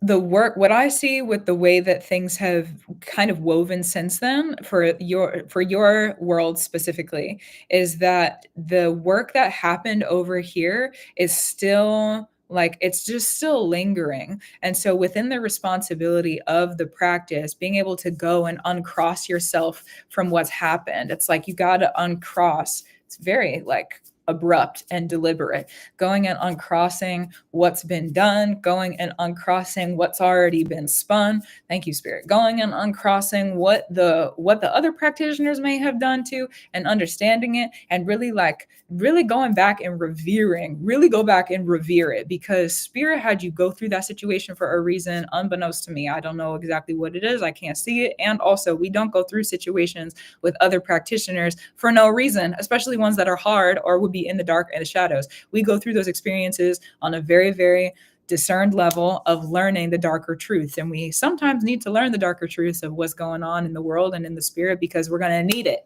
I don't know why you need those tools. It's not for me to understand. It's not for me to see, but there's a reason you need it. There's a reason. Because if you're bringing in this new, let's look in perspective. You're bringing in this new, and there's like plant magic, there's light magic, there's this new practice that you are bringing through and bringing in. The new is going to be more direct. It's going to be more in the light, but it's still going to be rooted in the darkness that happened back here, unless you go back and you clear out the roots that were. And what is the work that we did on the new moon? To root in something, to root in liberation, free, and truth, encompassing love and elevation. So to root in something, if you are rooted back there in your practice and this spiritual relation, these relations of spiritual practitioners, where things maybe went haywire or went wrong, or there was something that was strong and it was like maybe deliberate or not deliberate. There's like several people I see. It's like there's a whole situation. Really sit. The way that I do this work, again, I sit and I look at it and I learn. What was their perspective? What was my perspective? How are we looking at each other? Could I look at that situation any differently? What was their intent? Did they harm me on purpose? Were they cruel on purpose? What was their perspective in like the love or like aspect of things? Were they meaning to be loving towards me, and it just, the impact was different? Intention versus impact is really important to look at in those kinds of situations as well. Did they intend to be kind and the impact was actually really harmful? Did they intend to be harmful and the impact was maybe even more than? So it's important to look at those sorts of crossings, because what happens, especially super duper, especially when spiritual practitioners get together and there's multiple of them, it's a deep working crossing of fate. So if there's crossings with other practitioners, now other practitioners' magic is involved, so is yours, and there's crossings of fate that are happening, crossings of fate. So you have to go back and relate to the other people, because crossings of fate have an interesting way of placing you on the other side of what has happened. So if you have been in, just to get you to understand, if you haven't gone back and reaped what's happened, that is at least in my experience. So if you've gone back, if you go through it, this is like a clearing of many months. This is a clearing of many months, being like many months in front of you to do the work, and just allow yourself to sit. This is how I would do it. Allow yourself to sit and think about it. Allow yourself to sit and think about it. Allow yourself to sit and think about it. Harvest what you went through. Harvest what you went through. You have to turn and learn. Turn back to it and learn. Turn and return and learn and learn and learn and learn. And just because this is Pluto magic, that's part of what this is Pluto magic. Going through, especially Pluto and Aquarius, social circles, and being in the gold mine of the underworld of social circles. If you go back through, there's going to be gold nuggets and diamonds scattered all over that place. Gold nuggets and diamonds and the valuable gems that we would find in those kind of situations, they don't always feel good. They don't always look nice. And sometimes those gemstones they don't look good until they're brought into a place where we can cut them down, shine them up, polish them, and stick them in a ring or something like that. They're not supposed to look super pretty when we find them, but you'll feel the pureness of it. You'll see the raw way that a gemstone is formed. Let me read this. I am not sure it's been working on it, trying. I'm not sure what else to do exactly.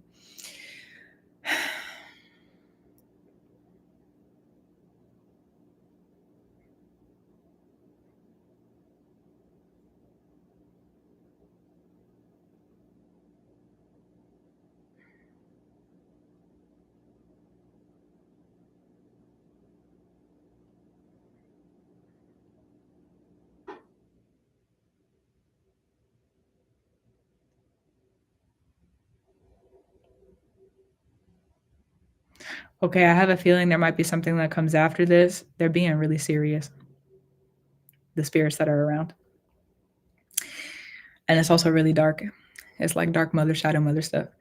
In reverence. Thank you for being here. Okay, so this is not to, how do I say this? This is not to instill fear in you. That's not the purpose of this. Sometimes things come up and we are afraid of it, and it's like there is fear around it, and fear is scary. Hello, it's fear. True. So this is not to instill fear in you. This is what I hear. It's, I can't figure out what else to do other than walk away and try and heal. This is a part of the way that you do heal. Okay, thank you, Spirit, for that clarity. And thank you for those words and that comment. This is a part of the way that you do heal. This is a part of the way that you do heal. To go back and to feel through everything. To go back and to feel through, how did that make you feel? Did they mean to do it? How did that make you feel? Were they cruel on purpose? Like the healing, how do I say this? You have to go back into it and let yourself be in the dark and the dirt where it hurt. Be in the dark and the dirt where it hurt. Go back into it and be golly. And that is how do I say that? It's horrible to have to go and relive things that have harmed us. It's horrible to have to go back and relive things that have harmed us. Why do we have to go through it in the first place? Why do we have to go through suffering and pain and gruesome exchanges? That's a question that's bigger than me, to be honest with you. Maybe not something we need to see in this reading. And you know what? That's all right. That's all right. There are some things that are bigger than us. Sometimes we've got to go through that situation because Spirit has another thing planned for us on the other side of it. And we're going to need the tools from that situation. Because what happens, let's go back to this, the fact that there's a bunch of spiritual practitioners involved in this. You're starting a new practice. Think about if you go back and study the tools of the magic that these people were using. That's how I say with these situations. Every time, let me bring this over. Every single time that I have had to walk through a situation where I am going up against practitioners, practitioners are going up against me, there's harm, there's pain, there's suffering, there's tragedy. Every single time I've been in one of those situations, and it has also been magically involved, or there have been other spiritual practitioners in the work of what has been going on. Okay, what can I learn from this? What tools were they using? That's how I transmute the energy. Okay, healing, yes. Also, let me go back and figure out what were their weapons, possibly, what were their tools, what were their magical skills. That's how I reap the rewards of those things. That's how I get paid, because I'm not going to go through something with suffering and pain and take me out of harmony and put me into dissonance unless there's a reason for it. So I'm going back to collect the gems. I'm going back to collect the payment. How were you working your magic back there? How, not you specifically, but the other people, how were they working their magic back there? What was the purpose of it? What was their intention of it? And that, when I was talking about, that's Pluto work, and that's the like gold mine. There's like gold in it, the gemstones, the uncut gemstones, the really valuable gemstones that are back there that haven't been touched, and they're just sitting there waiting for you to go and grab them. Go and study them. Go and study them. Go and see the truth. Go and see the truth of it. And that's work that only you can do. Nobody else can do that work for you. I can't sit here. I mean, I could, but it's not my responsibility. And there's the responsibility of a practitioner. Interesting. But that's a weird circle. But you know what? Love you, weird. Interesting. They're supposedly not magic, but I hear you. Everything is magic. That's how I feel about it. Everything is magic. Even if people, that's like a smoke screen. They're a spiritual practitioner, but they're not using magic. Okay. That's how I feel about that. That's my world of magic, at least. Even if it's like there's always tools of magic and everything. You know, you're driving a car, that's magic. There's magic that can be in the practical everyday life of a car. Just because they say it's one thing doesn't mean that's how it has to be in your world.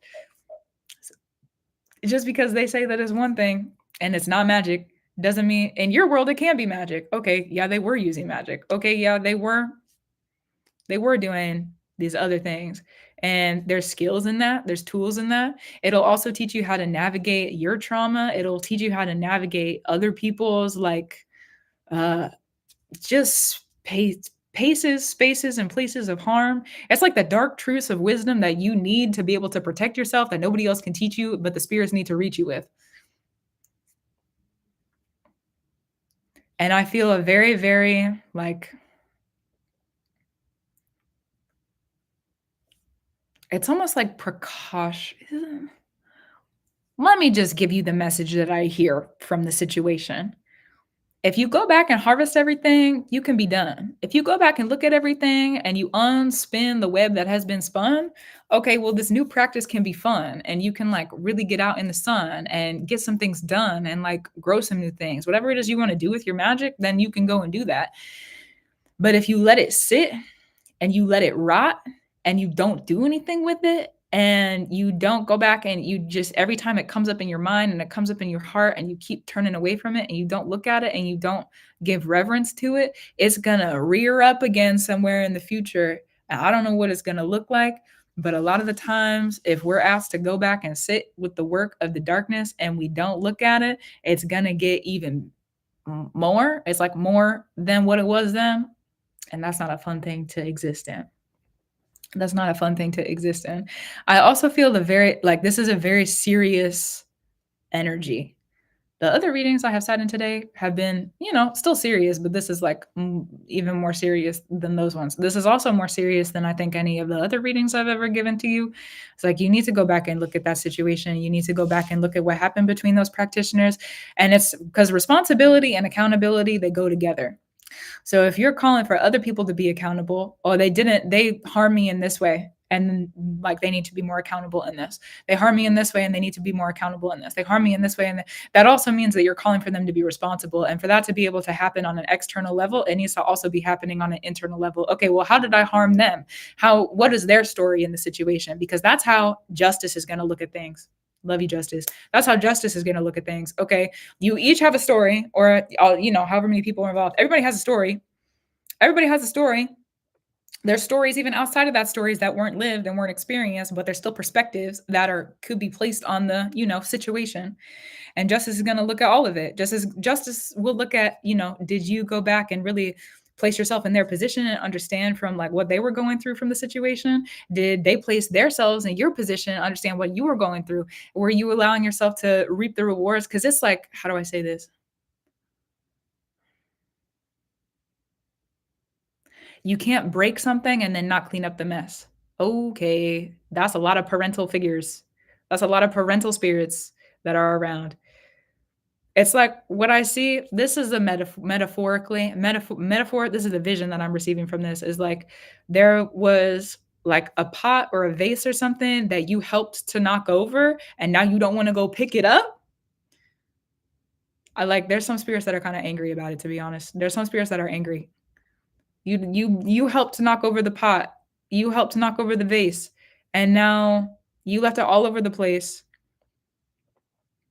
And you don't want to go help pick it up?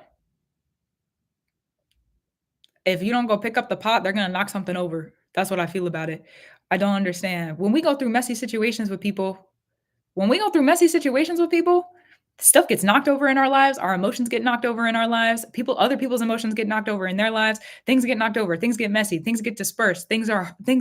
Please allow me the words in love, truth, free, honor, glory, elevation, gratitude, reverence, justice, and love to speak this true through how I need to. You already know you need to go back. It keeps coming up. It's already been spoken multiple times. You know you need to go back. It's like you knock something over. You helped to knock something over. Something got knocked over. You were in a situation where it got knocked over. And then it got closed. And now the knocked over grows. So if you go back and you clean it up, you're not going to have something knocked over. But you have to go back and see what was knocked over and how it was knocked over. That's hard. That's hard. That's hard. They're angry. It's not anger that's, how do I say this? Nobody's, well, I don't know that for certain and for sure. I'm not supposed to look at that. They're angry though.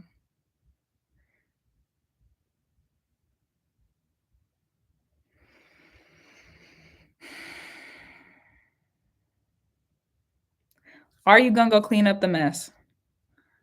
That's really the decision that needs to be made. Are you going to go clean up the mess? You don't have to return to the people. Let's get specific, highest spirit, please and thank you. You don't have to return to the people. You don't have to go back and talk to anybody unless you feel like you need to. You don't have to go do that unless you feel like you need to. You don't have to return to their space unless you feel like you need to. Discernment in specificity. You don't have to go back. You don't have to go back to the things that have harmed you. This is more on an internal, maybe parental, also a little bit magical level. Internal magical level, internal practice level.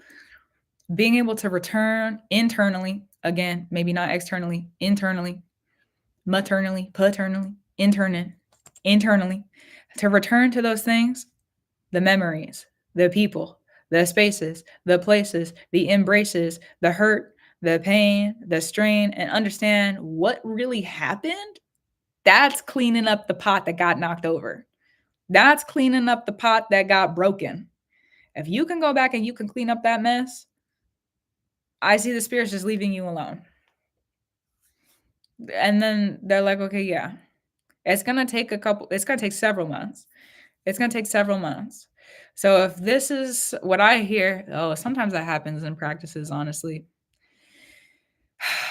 Sometimes, Aaron, we get introduced to this new practice and we love it and it's great and it's grand. And then the spirits take the let me sit and take your hand thing, the like trend that's going around on TikTok. Let me, I guess it's a little bit old for a trend, but it was there at one point. Let me hold your hand while I say this.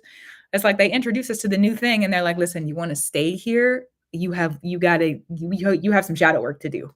I've had that happen a time or two also. I understand. Maybe not on a personal level, but I understand the sort of situational perspective. Yeah. So I was like, you want to stay? You want to stay in this beautiful new practice? Then you got to go pick that up. You got to go pick that up. So if you go back, you also, let me read this now. I've always been willing to do shadow work. It's not that they're saying that you're not willing to do it. It's just that if you're willing to, what I hear is if you're willing to do it, then it's time to go do it. Because it's like, what I see is that it keeps popping up and you're like, no, I've got this new stuff to focus on. It keeps popping up and you're like, no, I've got this new stuff. You basically are like telling them to go away. No, that's too strong of a word.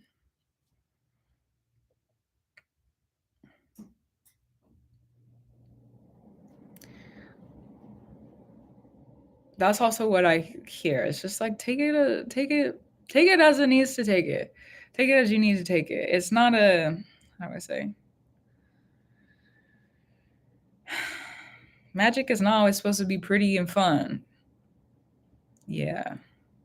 How to fix it other than therapy. I hear what you mean. Yeah.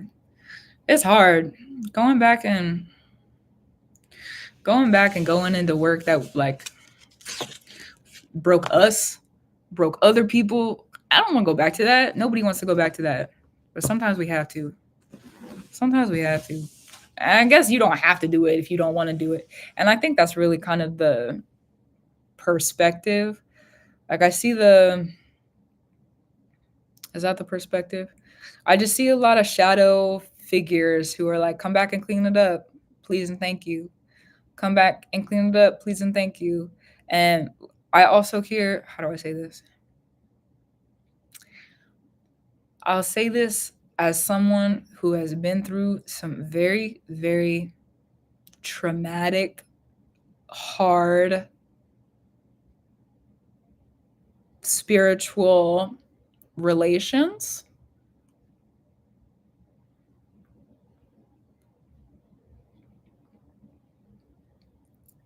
Them asking you go pick this up is them being kind. Them asking you to go pick this up is them being kind to you.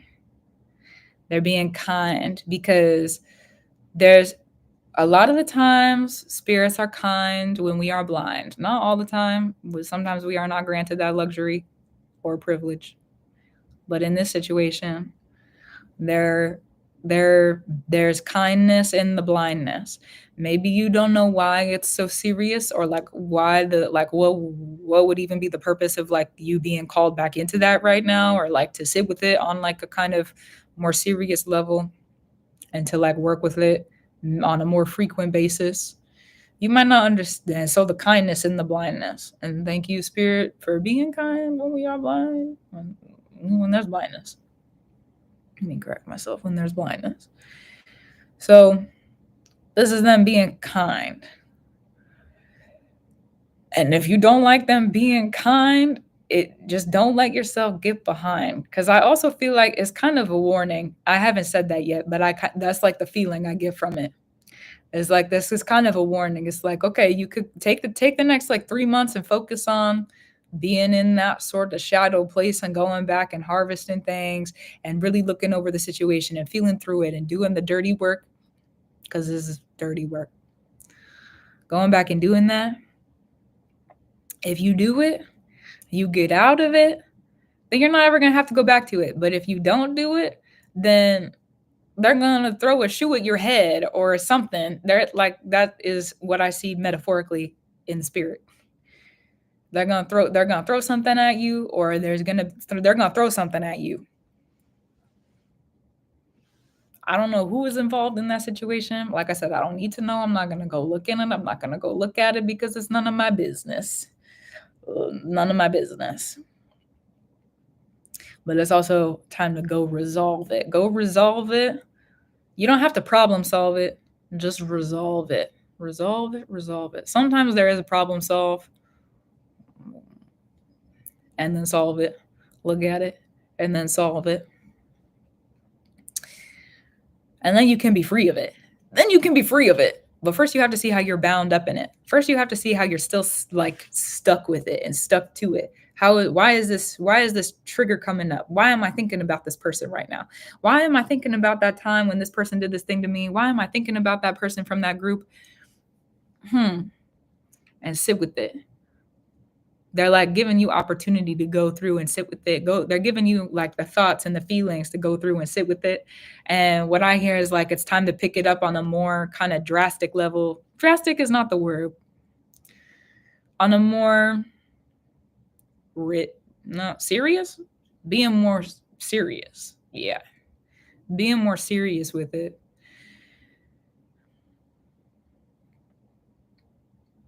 Being more serious with it. Because if you're not going to be more serious with it, then, oh goodness. If you're not going to be more serious with it, then there's going to be larger consequences. I don't know what that is. I can't see it. I just can feel it. I can feel it. And it's like, I'll leave it. I'll leave it. You know what? I'll leave it. I'll leave it. There's larger consequences. So I feel it's like a warning. It's a warning of mourning. Like, go mourn this, or we're going to give you more to mourn so that you go mourn this. I don't want you to have to go through more. You already been through something hard. I don't want you to go through more of it. That's on a personal level, though. So go mourn. Go mourn. Reap what it was. Mourn it. And then that, in whatever that could be possible thing in the future is, doesn't happen. And then there's room for something more that you would actually want in the future too. Okay, a warning of warning then. That's a real serious space to be in. That's a real serious place. There's a lot. If you make like an internal agreement with yourself that you're going to pick it up, or maybe you already did, I don't know. There's going to be a lot that starts to come in about it. So just be willing to pick it up. This is like the get up. It's not necessarily get up in your body, but just like be in the work of it. Oh, here we are. Spiritual practitioner responsibility. Sometimes the work we're brought in the spirit is not the work that we want to do. Sometimes the work that we're brought in the spirit is not the work that relates to really anything else that we're doing in life. It doesn't relate to the progress that we want to make in anything, in any other area. It doesn't relate to anything, but it's what spirit needs us to sit in. That's also the responsibility of a spiritual practitioner, is being willing to sit in what spirit's bringing to you. Understood. Understood. Is there any other questions that you have around that? Any other questions that you have? That's, yeah.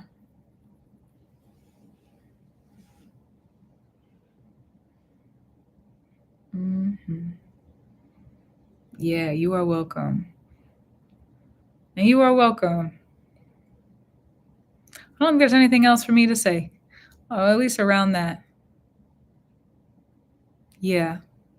Yeah. I'll let it rest then. I'll let it rest then. I'll let it rest then. Yeah. Okay. Mm-hmm. Mm-hmm. Mm-hmm. And that's it for tonight. That's the that's the final reading.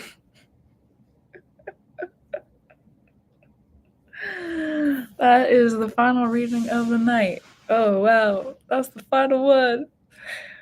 Not every reading is always super fun. So understood. Understood. All right. Wow. Let me sit before, because I have some other stuff I got to do tonight. It's 10. So let me see if there's anything else that we need to talk about before I leave stream tonight. Interesting. I think that's what I think that's what we I think that's it. I think that's it. I think that's it. I think that's it. I feel like that's it. I think that's it.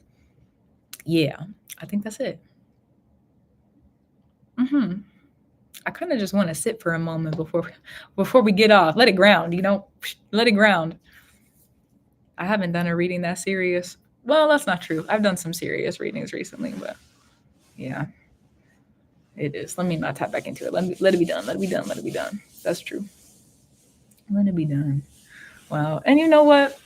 Being a spiritual practitioner, sometimes it's not like on the internet, it's so pretty and we make it look so good. And if I could tell you every single time that I have been in the dirt and in the trenches, far outweighs, at least for right now, the work that I've done there far outweighs what you see on the internet, far outweighs what you see on the videos, far outweighs. Like, spiritual work is supposed to be dirty sometimes. Spiritual work is like, you can't skip over stuff sometimes. You can't skip over stuff.